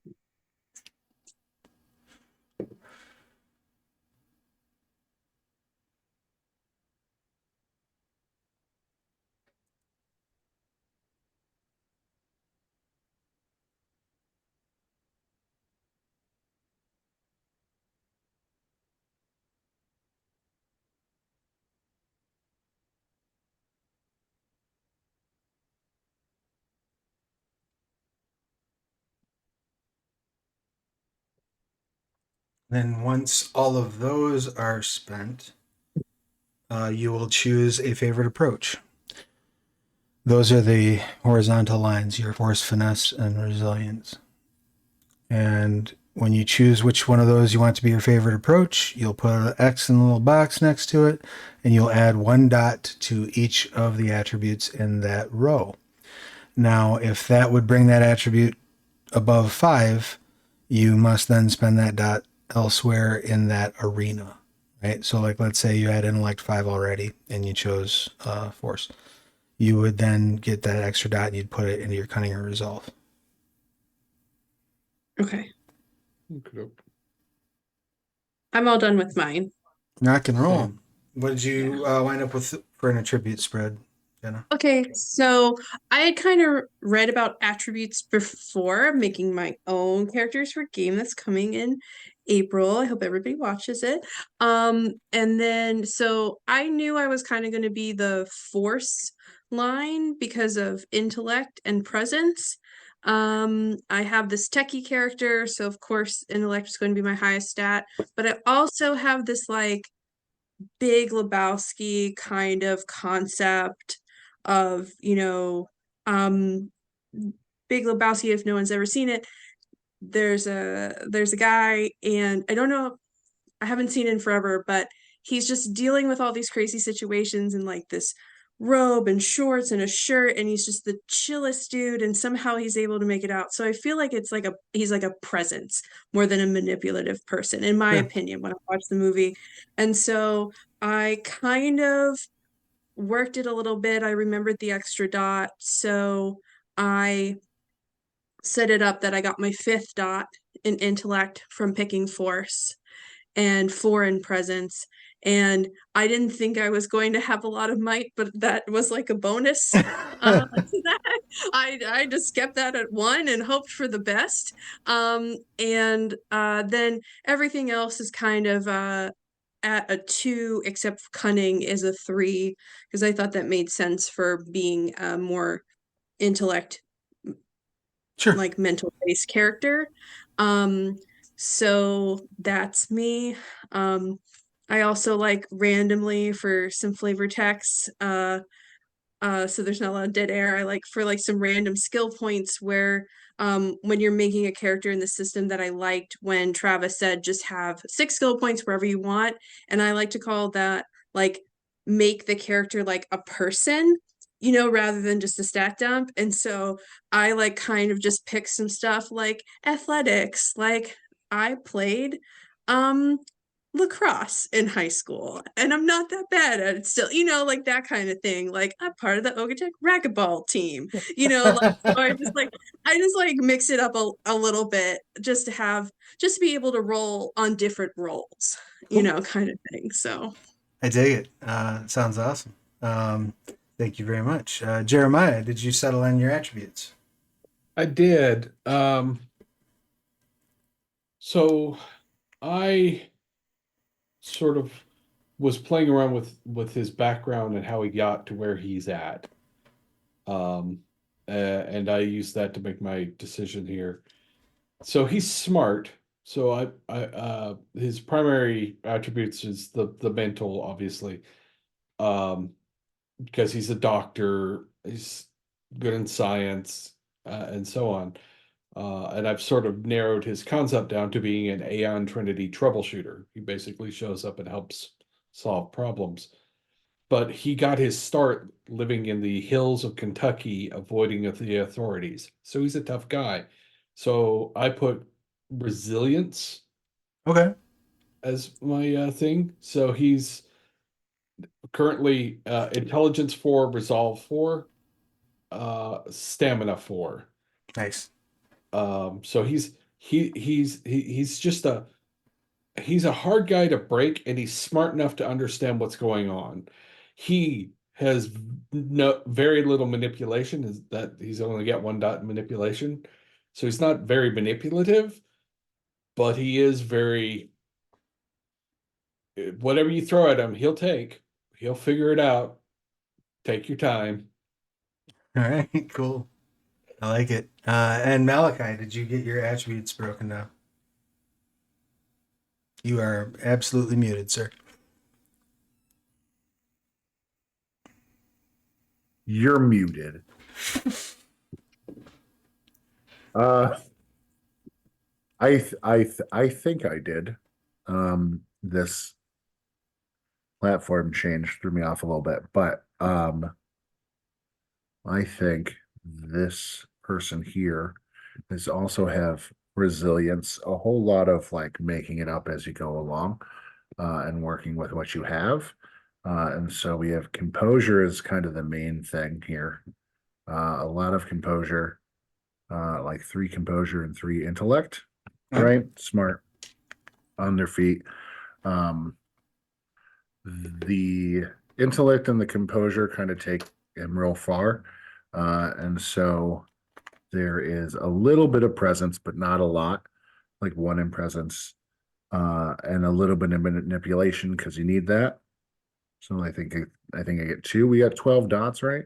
Should be 6, 7, 8, 9, 10, 11, 12, and then the 3 from your favorite attribute or your favorite approach. So right now I have the 3 in composure, 3 in intellect, 1 in presence, 2 in manipulation, 1 in cunning, and 2 in resolve. Does that sound right? Don't forget the first dot that's already filled in on your sheet is free. Okay. Oh, I didn't get that. Okay. Yep, so I add 1 more to each of those.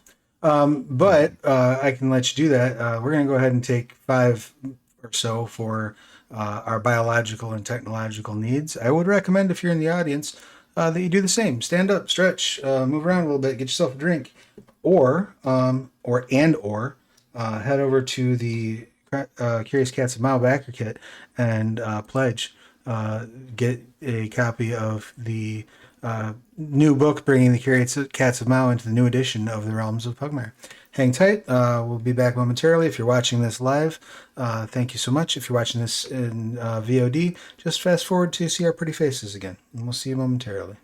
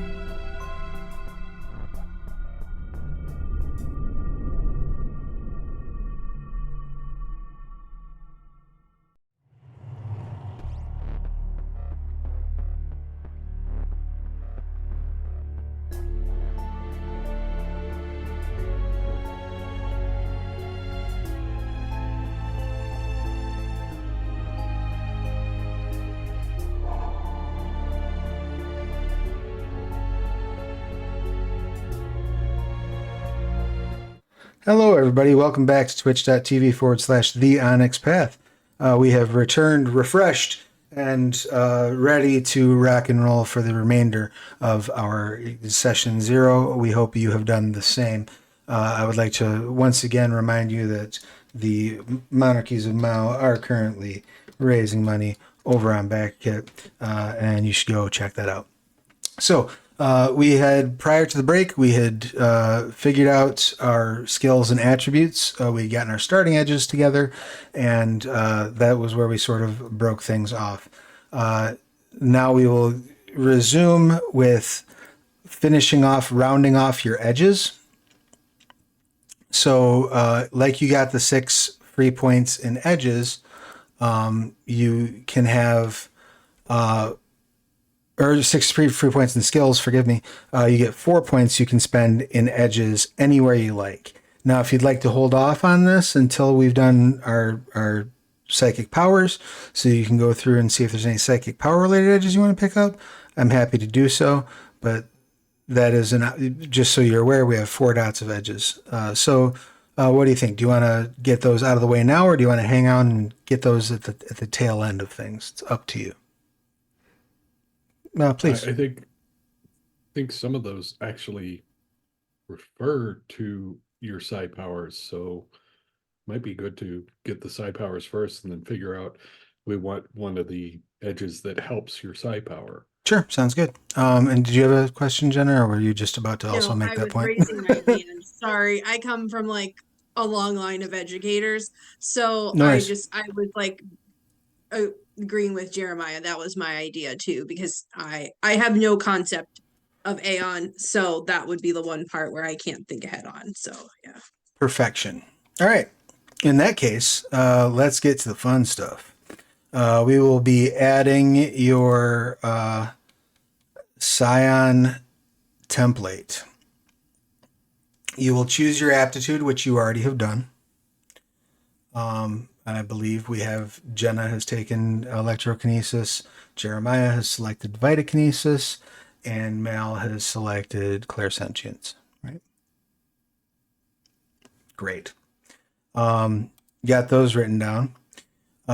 You then get to assign an additional dot to your psi trait, so you should all have a psi of 2. You have the option of either increasing one of your attributes by 1, which again cannot exceed 5, or taking your psi trait to 3. To give you an idea of what the difference in that is every time you activate a power, you need to roll your psi trait plus the rating and the power you're using. So having a high psi is important. But if you want to stick with psi 2 and make one of your more attributes buffer, that's fine too. I went to 3. I went for super psi. Not a bad plan. Jeremiah? I'm sorely tempted to just make my resolve 5, but yeah, I'll go to 3. All right. No. I also went to 3. All right. Excellent. We've all got our psi spent. So now we get into the fun stuff. Oh, you also get to add 1 dot to 1 attribute in your favorite approach, just because you went through the Prometheus chamber, which is the method by which you are turned into a scion. And again, this cannot take it over 5. Okay. And when we write down the psionics that we're getting, does that go in the aptitude? Yep. So on your character sheet, you'll write the under aptitude, you'll write vitakinesis, and then as you go into the Aeon book, you will find that you have going down into Chapter 7 Psionics. If you open the bookmarks there, you'll see your various modes. So just vitakinesis, I'll pick on you because you've asked. you'll write down Vitakinesis. You'll write down your 2 basic powers that you get with that. So you'll have Curly and Eye and Knit. All Vitakinetics get those. If you take a power as an auxiliary mode, which we'll get into in a moment exactly how that works, you also get the basic powers of that auxiliary mode. Basic powers run a gamut of utility. Some of them are always on and don't require any activation. Important thing to remember with a Vitakinetic, with Knit, you are effectively Wolverine. If as long as your brainstem is functioning, you will heal. That tracks. It's pretty awesome. All right, so yeah, you have Knit and Curly and Eye. The Electrokinetic has Burst and Sense Spectrum, and our Clairsentient, your base powers are the Sight and Extended Attunement. Clairsentient starts on page 217. Electromanipulation, or electrokinesis, I should say, starts on 225, and Vitakinesis starts on 259. And those are all in the handbook. You then have 4 dots to spend in your modes. The modes are the 3 types of power that fall underneath your psionic aptitude. To run those down in order, electrokinesis has electromanipulation, which focuses on the flow of electromagnetic energies through living organisms. Photokinesis, which focuses on manipulating light, including holograms and laser beams. And technokinesis, which involves interacting with technology psychically. I think we know door number 3 for this one. One thing I will caution you about, if you have a mode that is more than 3 dots higher than your next lowest mode, so if you were to dump all 4 of your points into technokinesis, you get what's called psionic dysfunction. It makes it a lot easier for you to use that mode and much harder for you to do anything else. You also start to, it's the when you're a hammer, you start to see everything as a nail problem. You start to become very obsessed with like your mode being the solution to everything. So you might want to just temper that a little bit. I mean, now we know. I mean, I am an aspiring synthwave artist and DJ. Photokinesis can also help. I can put on my own light show. Right, So that's it's like true. I can spread it out. It does help with the untsing. Yeah. As a clairsentient, your basic powers are your modes, I should say, are psychometry, which lets you basically read the psychic or noetic impressions of events off of objects or areas. It's a lot like, like reading the vibes of a room and figuring out what happened there, right? You have psycholocation, which allows you to not only determine your own location and the routes to places, but that's also what allows for like finding things, for sensing details far beyond human perception, and at its ultimate levels, literally sensing every event happening at that moment, kind of throughout your attunement range, which can be hundreds of kilometers. So like you become one with the universe for a moment and get some insight from that. And then psychocognition is ways of viewing the flow of destiny in order to manipulate it in your favor. Psychonavigation is, thank you so much for the raid, Starfield. Thank you. Psychonavigation is also the one that's used for piloting a Leviathan jump ship.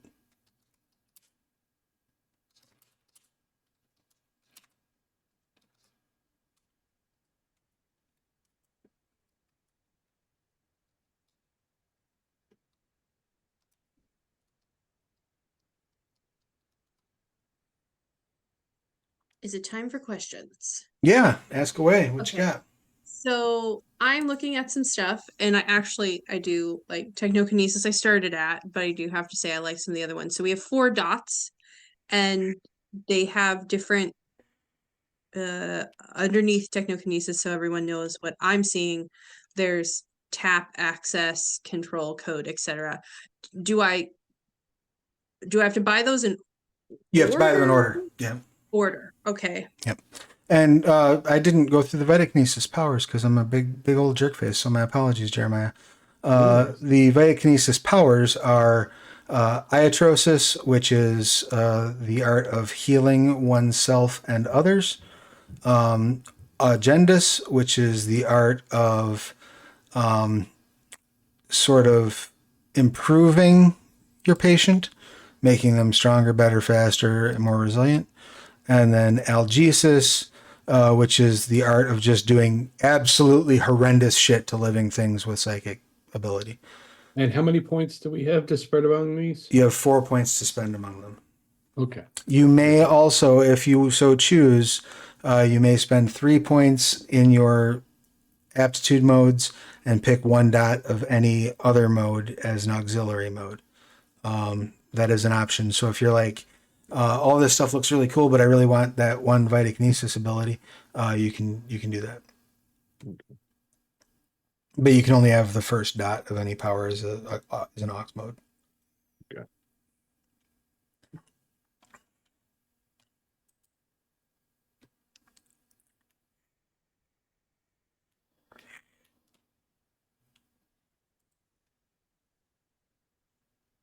Hi, everybody. I'm your healer.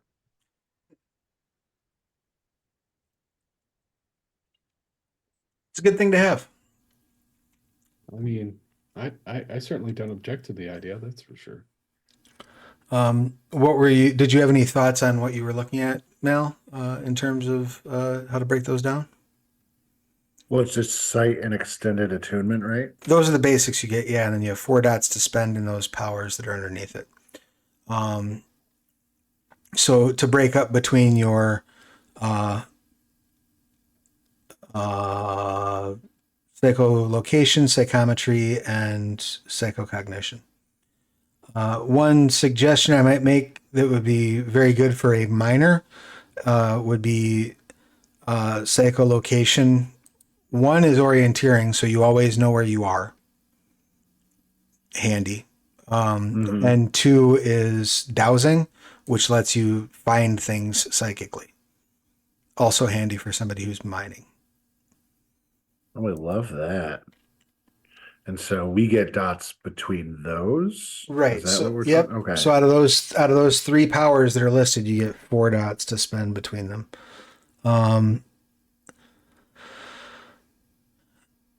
You might be my recommendation again, if you're looking at from a mining concept, I think going psycholocation 2, psychocognition 2 might be good because that also psychocognition gives you alertness, which lets you kind of watch the immediate future.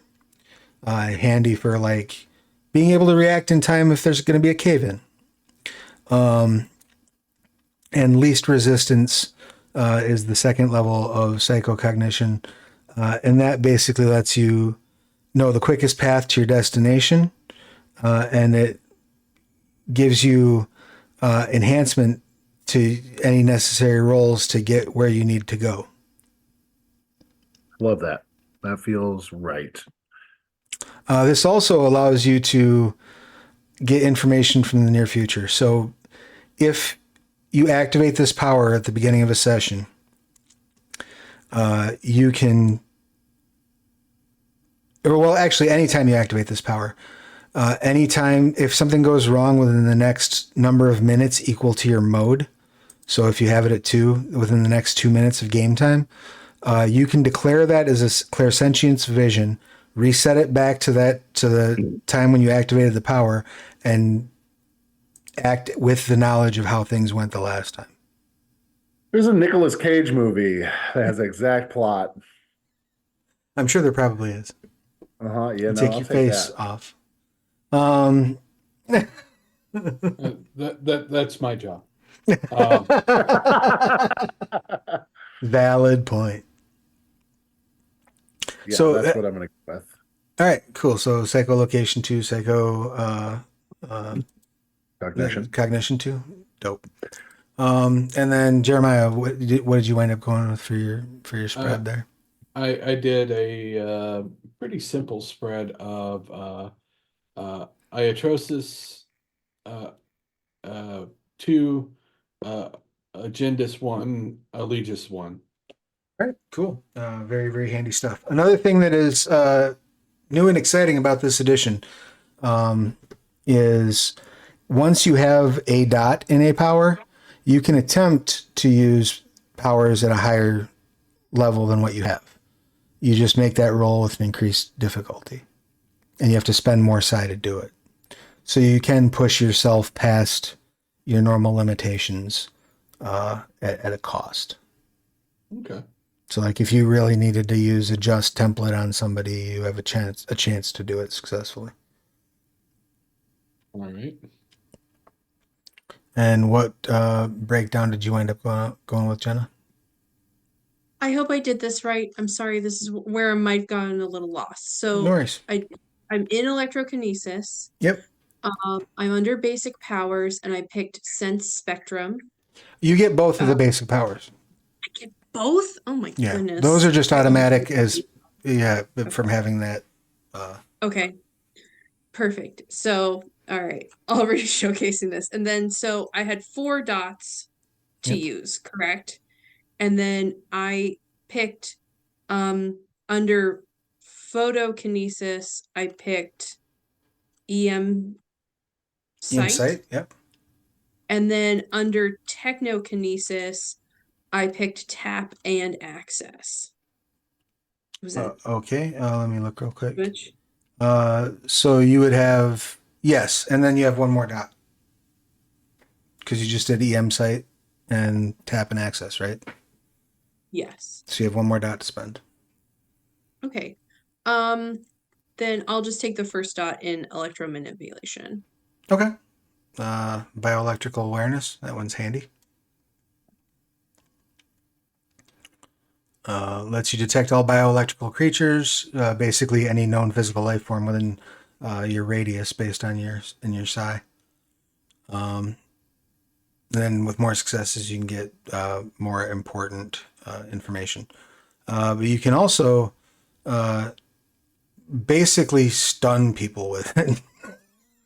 Yeah, I was looking at that. I was like, I don't know how much she's going to morally use that, but maybe in a intense situation, she'll figure out that's part of her power as well. So, yeah. So One never knows. So now we have that last 4 dots of edges to spend, and then we can handle some equipment stuff.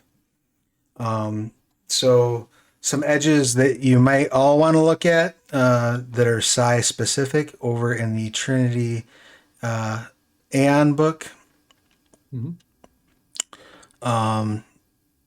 If I can just find them real quick. I apologize while I'm digging.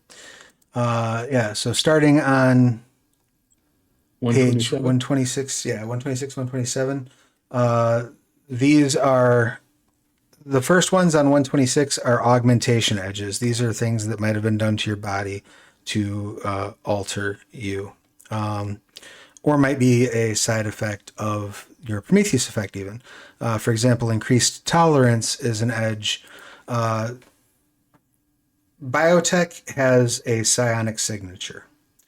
And for you to use it fully effectively, you have to do what's called tuning it or formatting it, I should say. So, like, for example, let's say you have a biotech laser carbine, right? If any scion can pick that up and shoot it, just like any normal person can pick it up and shoot it.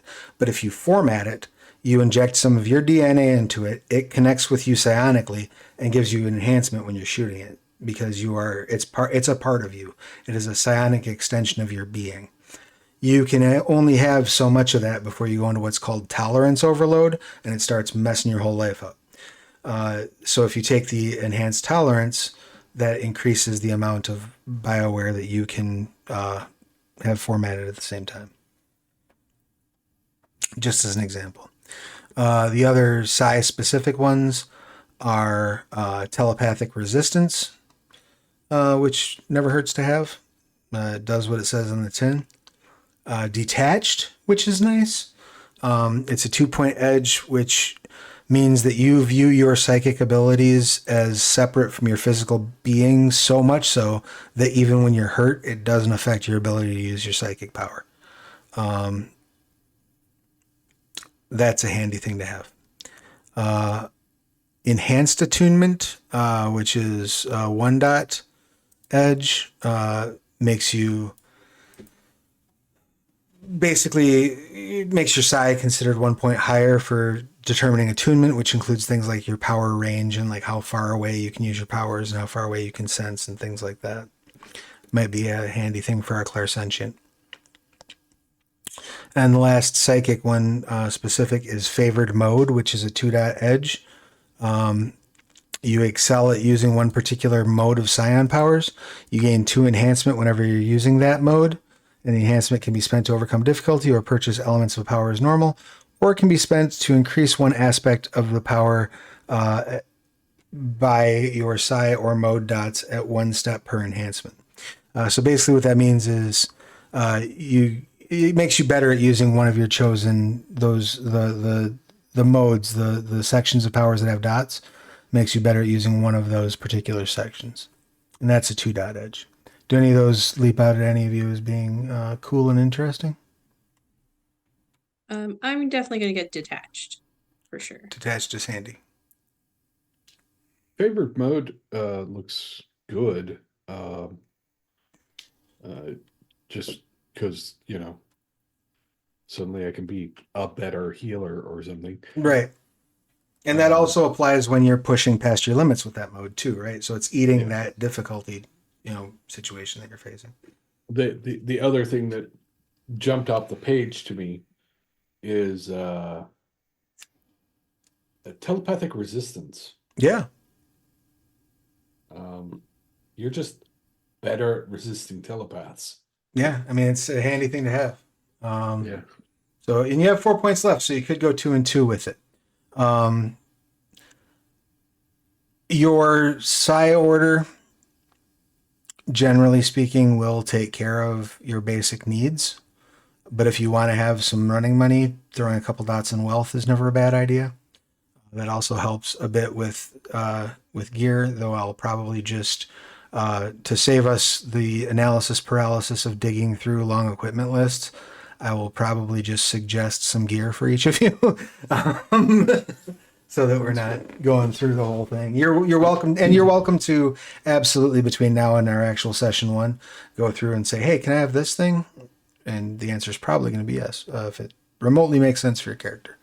But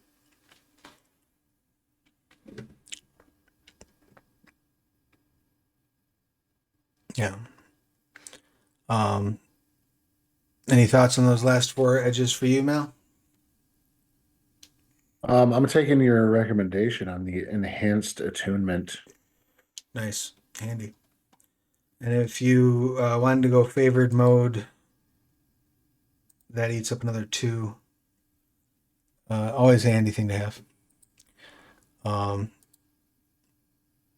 then maybe drop your last one to wealth would be my recommendation. If it was me, I would probably go favored mode, psycholocation. Yeah, that's what I was thinking. But Because I'm super smart like you, Travis. I too I went for psycholocation as well. This great minds. This is a great mind situation. See, great minds. See, I'm right there with you. Like we're finishing each other's Census, yeah. sandwiches. Sandwiches. That's right. So you should now have 10 dots in your edges, correct? I think I need to add 2 more, but I am going back to the core book for that. For sure. When in doubt, more wealth is never bad. I should have 10 dots in my aptitude. Is that what you said? In your edges. Edges. Right.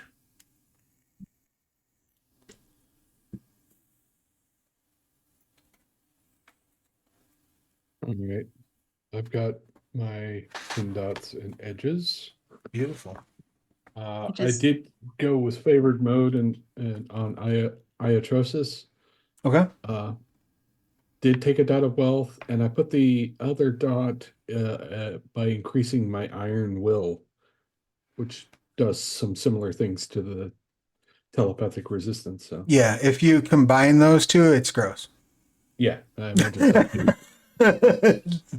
Just like, you're not doing anything to my brain. Sorry. I legitimately sat here and thought about that for a good minute. It was like, Yeah, I like could do that. that's a combo that I'm fond of taking when I'm playing like a Norsa who's like a spy. Yeah. Like I'm Iron Will, telepathic resistance. Like you're not figuring me out. Like that's just not. If you're gonna figure me out, it's because I accidentally did something stupid. It's not because you read my mind. Yeah, I think my thinking here is he's a hard-headed survivor from like Harlan, Kentucky or something, who ended up being a troubleshooter for Aeon Trinity. That man has got some will. Right, you got is what some, I'm you saying. got some grit. Yeah. Most def. How about you, Jenna? How are you sitting on edges? Okay, so I just really had to scroll fast past free running, so I didn't create the office like scenario where my character just keeps screaming parkour all the time. Parkour! So, I kind of wanted to go, patron. Okay. Uh, that had been an option with my different Yeah, uh it's an option with paths. Orgitech, I think for sure. Yeah, and I just think like, you know, um like I know a higher up CEO, and that kind of thing. And that like I really just, I know how you said wealth is never bad, but I feel like I'm in Orgatech, I'm in this kind of like weird little like employee owned suburbia with their own military and stuff that I just would like, since my family's been there forever, I would have like maybe like a family friend is also like a VP or something. Well, I mean, Like, even like, and especially with all the psi orders, the proxies, which are the heads of the orders, tend to take a personal interest in their scions. But it's especially the case with Orgitech. The Orgitech Prexy, as he calls himself, Alex Cassell, is always like up in his employees' business. Has a personal relationship with as many of them as he can maintain, because he wants to make sure that the company vision is being propagated. So and he wants super loyal people, so he will bend over backwards to keep their loyalty. yeah, and there's also like this little chunk in the Orgatech description about like the different like divisions you're in, and then they're kind of like, and if you're a psionic, you're part of this social group called Psi Orgotech kind of Yes, thing.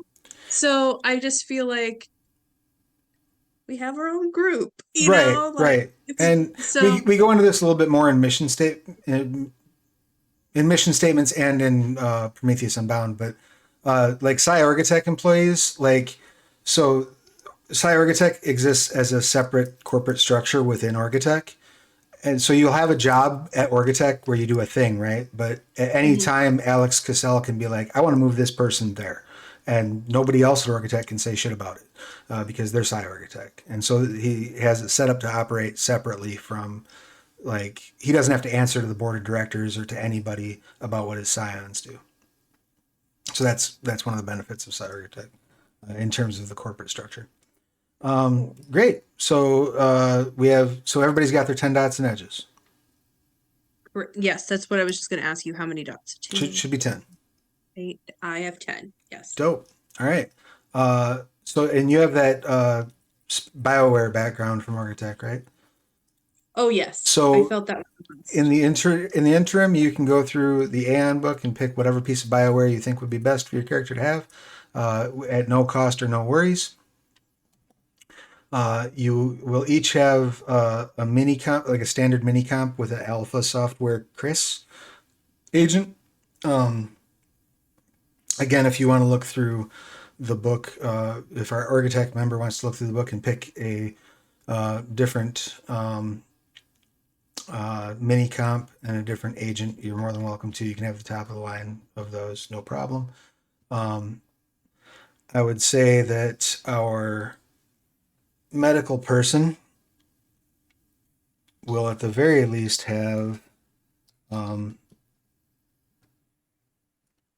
a med kit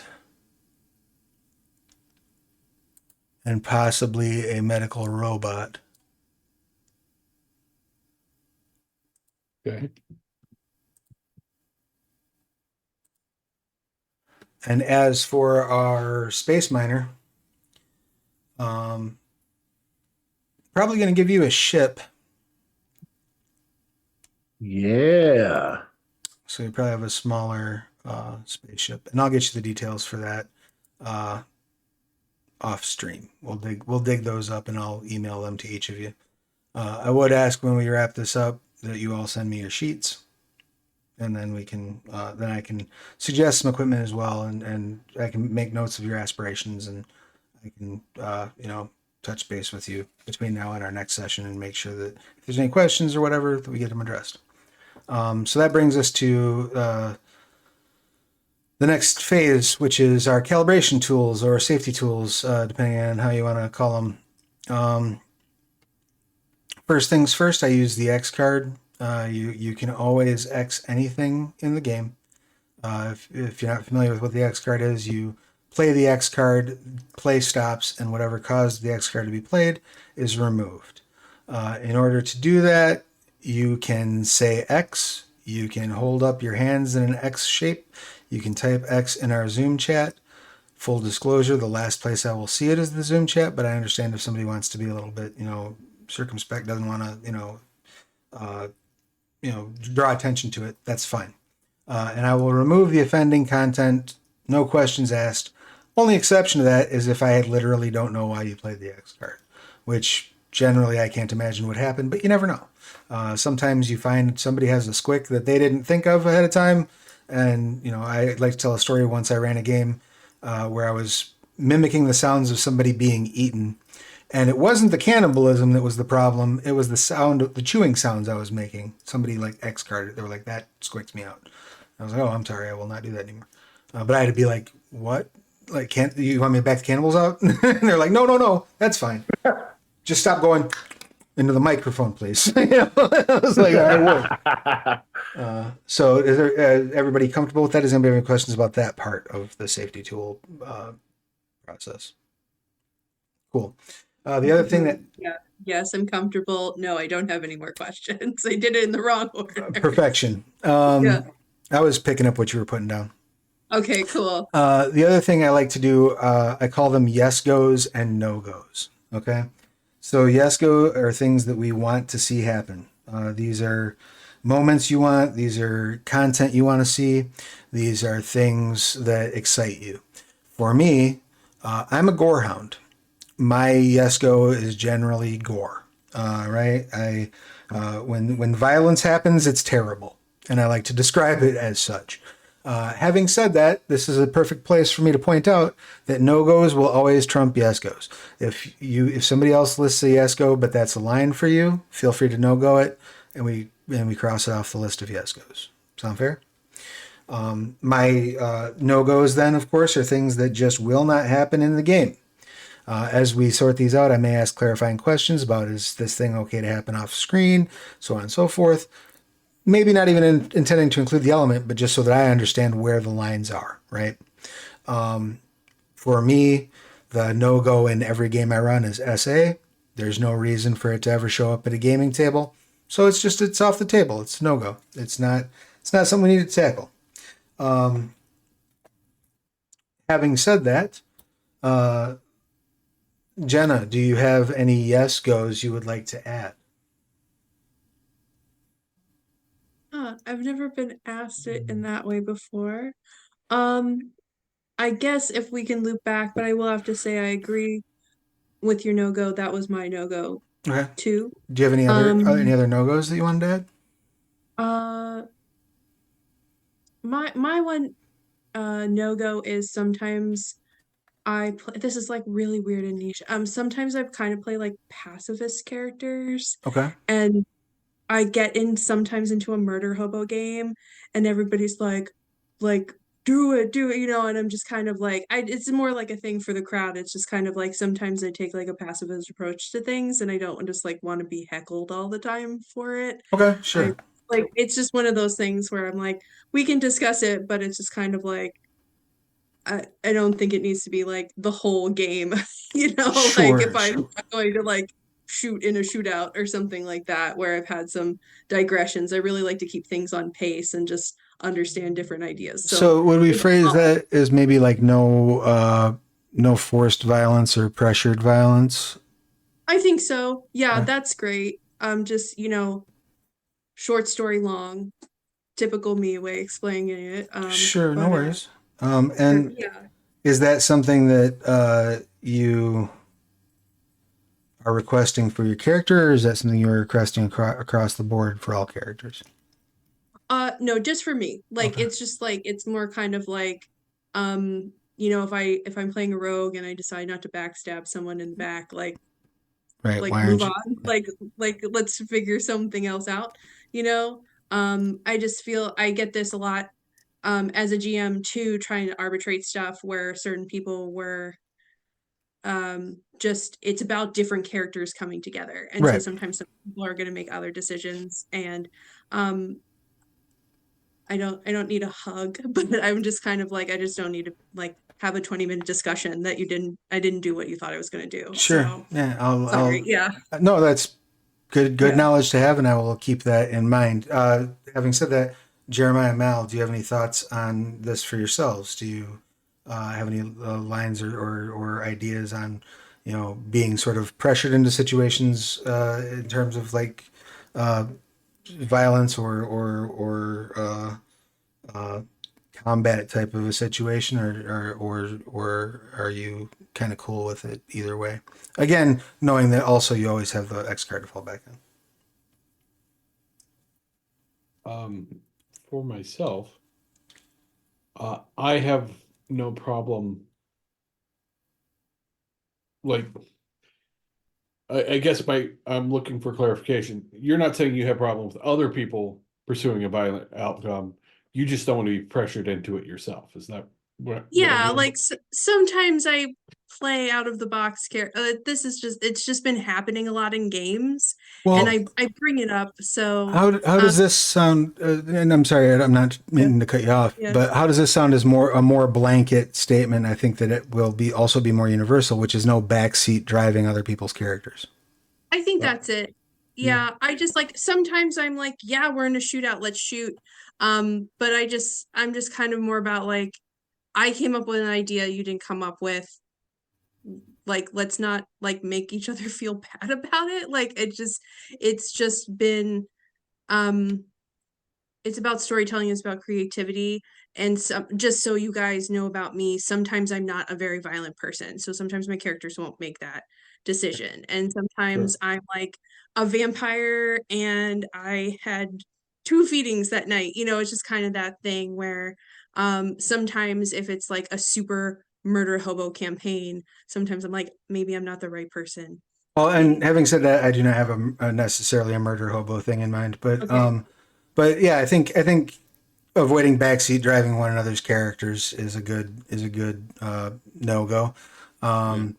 I personally don't have any objection to like in character banter about like why didn't you shoot him? His head was right there, Yeah. and as long as you don't, that's fine too. Because again, keeping it in character, making sure we're avoiding any actual like pressuring of one another. I just want to make sure we're all on the same page with how this is where the boundaries are. Does that sound about right to you, I Jenna? think so. I'm sorry. I'm trying to No, not make it super never Don't complicated. apologize. never Yeah. apologize for, Yeah. and I'm sorry if I'm probing too much into it. I just want to make sure that No. we all know Yeah. what's kosher and what's not kosher, right? no-go discussion, session 0. Yeah. This should be happening, everyone. Like, That's- you know, have a session 0, make it happen, you know? That's So. what these are for. Do you have- Personally, if you wanted to apologize, I'm not going to pressure you into not apologizing. You can. I just want to That's know it. it's a two-way street, you know, kind of thing. For sure. So Sure. yeah, like I love the humor, I love that. I just respect each other's play styles, I guess is that's Yeah. That should be basic common courtesy at the table for anybody. So yeah. Yeah, happy, and we're all on the same page about that. You know, that's happy to, kind of but I'm also happy to have it in the notes so we have it to refer to. Is there any other no-goes that come to mind for you? I would ask no explicit images of spiders. I Okay. have a thing about spiders. Again, in the name of clarification and clarity and avoiding accidental squicks, does that include, or does that extend to other bugs other arachnids or other bugs? or other multi-limbed beings? Not really. Okay. I just have a thing about spiders. No worries. I'm okay with bugs in general. All right. It's just you know. I can. And even if it's like cartoony spiders, I'm usually okay. It's when they get like, here's what you see, and there's a hard close up of a spider, I'm going to be like, no, Sure, that's not okay. so it's like they can exist, like They exist in the world. I accept that. just like there's a black widow spider, let's deal with it, done. You know, we dealt with it, you know, kind of thing. Yeah. Not like okay. Well, and the main reason I ask, and I'm sure you remember this from your time with Anne back in the day, is there are many aberrants that have a whole bunch of limbs going on. Oh yeah. So, The multi-limb part is not the problem. all right, rock and roll. So no explicit images of spiders. Got it down. Any other no-goes on your end? I mean, it's not so much a no-go, but like if you're going to be dealing with real-world isms, Sure. you know, might want to give us a heads up before the beginning of the session. Sure. I Okay. don't call it a no-go because I'm, you know, as long as everybody at the table is comfortable with it, fine. But you know, give us a heads up. It's coming up. Okay, I'm just going to make a note, discussion of real world isms if needed. I don't, the idea that I have in mind right now, I don't expect that'll be a problem. Aside from possibly some classism that may rear its head as working class people deal with not working class people. But that's really kind of the only one that I really foresee being an issue. And if the story starts going in a direction where that is starting to come up and become uncomfortable, I'm absolutely happy to pause, take 5, say, hey, this is the way this is going. One thing, I had a game in the past where we had an explicit no-go for losing character agency, right? Like nothing could make you lose your character agency. However, the third session of that 3-part story, a certain character's actions that had led all the way up to that point led them to a place where they were about to basically hand over control of themselves to an alien being. And I was like, hold on, we all discussed this wasn't what was going to happen. Are you okay with this change in that? Is everybody at the table okay with this change in that? And everybody said, yeah, this is great. Dude, yes, absolutely. And I dove right in and it was fine. You know what I mean? But so those conversations are always open and welcome as we move along. Anything, Malachi, that falls into your yes goes or no goes? No. Well, no goes. No. I think I know you well enough and worked with you enough to trust that we're on the same page there. Yes goes for either implied or explicit violence against space fascists. I'm really excited to see space fascists get fucked up. That excites me. I will do my best to accommodate that. I'm usually yes go for punching Nazis. Yeah. As a general rule. All right. I noted an adventure. If this is your thing, there is a trigger warning on it.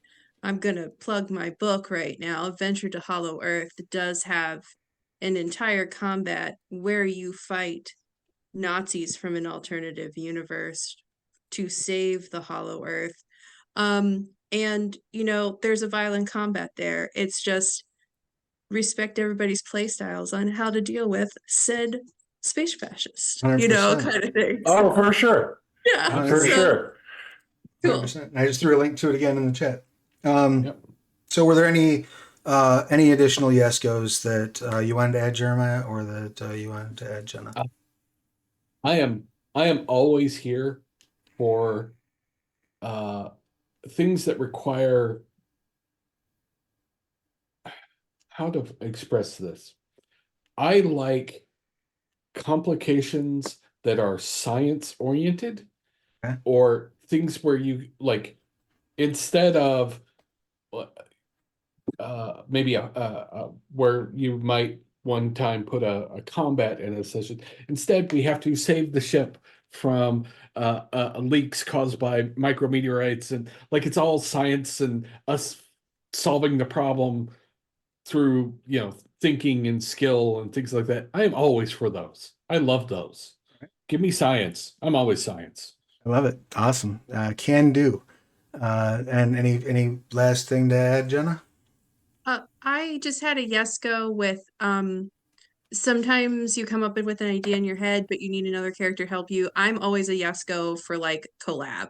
So, I know some people are just like, my character does this, my character needs to do the X, Y, and Z. But if you have an idea and you're just like we need to fix all the ship leaks and we need to come up with a plan, and I have this idea for an invention, but I'm not the invention builder. Like I'm just like throw them out. Like I just want to figure stuff out and like be that Scooby-Doo gang we all wanted to be, at least in my head canon. Not only is that awesome, the rules in Aeon support it. There are, if you look at the Aeon book on page 209, 208, you'll see a little table for bonuses for combining psionic aptitudes. If you work together as a team, you can give each other benefits to your powers. So, like, for example, if a Vitakinetic spends a psi and works together with another scion, the scion they're working with gets the Vitakinetic psi trait as enhancement to powers against living creatures. Whereas with the Electrokinetic, you multiply the duration of the power's effect by your psi trait. Whereas for the clairsentience, you get to give people your attunement range for their powers. So for example, like normally Jeremiah's character has to touch somebody to heal them. You could be like, nah, fam, we can heal people from 50 kilometers away. So that's built into the system, the idea that you're going to be working together to achieve some ends. So I definitely want to encourage that. I think we have a good list of yes goes and no goes. These are also always, we can update them as we go. If something gets X'd, I'll add it to the no goes. If there's something else that we're like, ooh, it'd be really cool if we saw this next session, I'll add it to the yes goes. That being said, I guess we have a few minutes left, so I would like to give you all kind of, I guess, my pitch for the idea that sort of, I'm not even going to say came together. I wrote a story a while back that I've not played on stream yet, that is somewhat inspired by The Thing, as in John Carpenter's, and it involves a mishap at an orbital or at a asteroid mining settlement. We can work out the particulars of how the characters become aware of it and how they get there. A good easy plot would be that maybe Mal's character is working for the company that this has happened to, and has been asked to go investigate why are we not getting calls from this place, and then brings along the others as either as through personal connection or perhaps by assignment, request from the corporation. And then you go there to the mining station and figure out what's going on with it. Does that sound so like something that might be cool to explore? Does that sound like a cool starting point for a story to everybody? Because I can absolutely just run that. I'd be happy to. And it will go ahead. One question. Am I the Wayland Tutani in this? Is that Sounds like. Yeah. I was the nice one. I must have been hearted. Well, if it makes you feel any better, you the corporation is yeah. not Orgatech, so you got that Okay. going. Okay, It's- I'm just like, no, I'm just teasing. It's I was the, just like putting it all together and I'm like, yeah, that makes sense. And I'm like, am I Paul Reiser? Never trust the corpo. Never that's- trust the corpo. That's true. where we're at. It's a true story. So then I guess we come to the most difficult question of all. Have you all decided on names for your characters? I have. Excellent. What do you got, Jenna? Most of his folks call him Vern, but his actual name is Dr. Werner Verdigre, Excellent. spelled with a W. So the German. Are both with a W? No. So it's Werner, Werner, Verdigre, spelled like the typical verdigris of with a V. Excellent. How about you, Mel? You got a name for your character? Yeah, he's Fenrir. Excellent. You got a first or last name, or is it just Fenrir? Just Fenrir. Excellent. And then how about you, Jenna? You got a name in mind? Okay, so I was trying to think of what hippies would name their child 200 years in the future from the hippie movement. Okay. And I came up with Amira, and my middle name is Mars Child, and my last name is Jelansky. So that's Love what's it. on my badge. So I have questions. Like, you named your child after the war god's planet. What's going on there? well, I think it's too old-fashioned to be named Moonchild. I think Well, we can move also, from there. let us remember that in the world of Aeon, humanity is currently dealing with massive generational trauma as a result of having superheroes beat the fuck out of each other across the planet. For example, like, I have to look at a map because I'm not sure your character can be from Kentucky because I'm not sure Kentucky's still there. I looked at the map.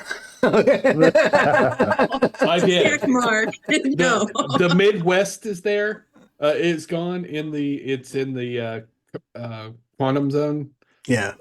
But closer to the Smokies, which is where I'm talking about. Okay, that part's That- still yeah. That's still there. That's At least fair. according to the map in the book. Yeah, because like for example, like when I talk about the Aberrant War ruining the planet, an Aberrant accidentally sank Florida during the Aberrant War. An Aberrant blew up in the middle of like I think it was where was it, Wyoming, where they exploded, but it took out like 2/3 of the continental U.S.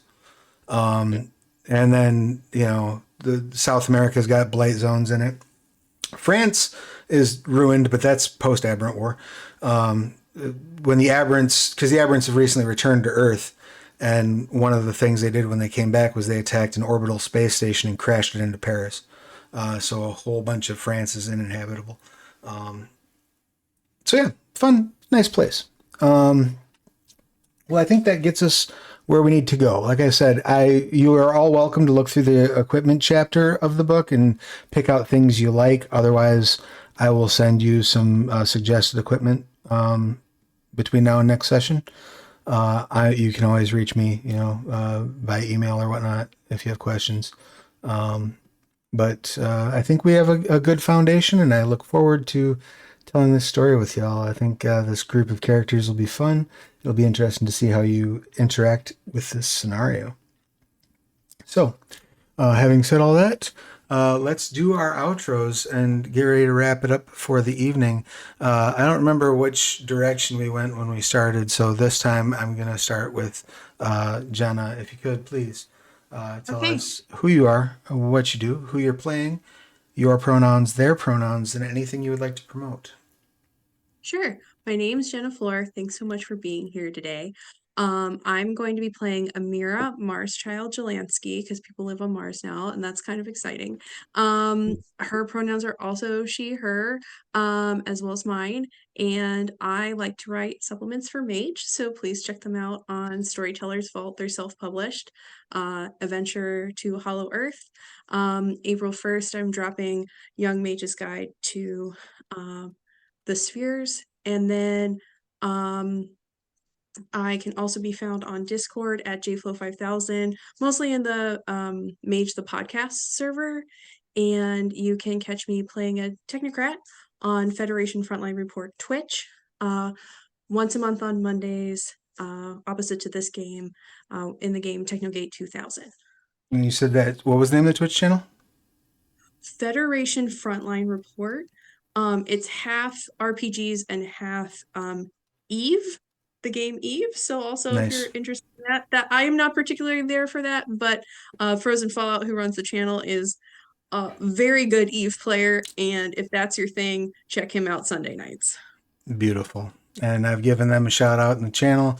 Click over there, give them a follow, check out their programming. Thank you so much, Jenna. I appreciate it, and I appreciate you being here. Next up, Jeremiah, your pertinence, please.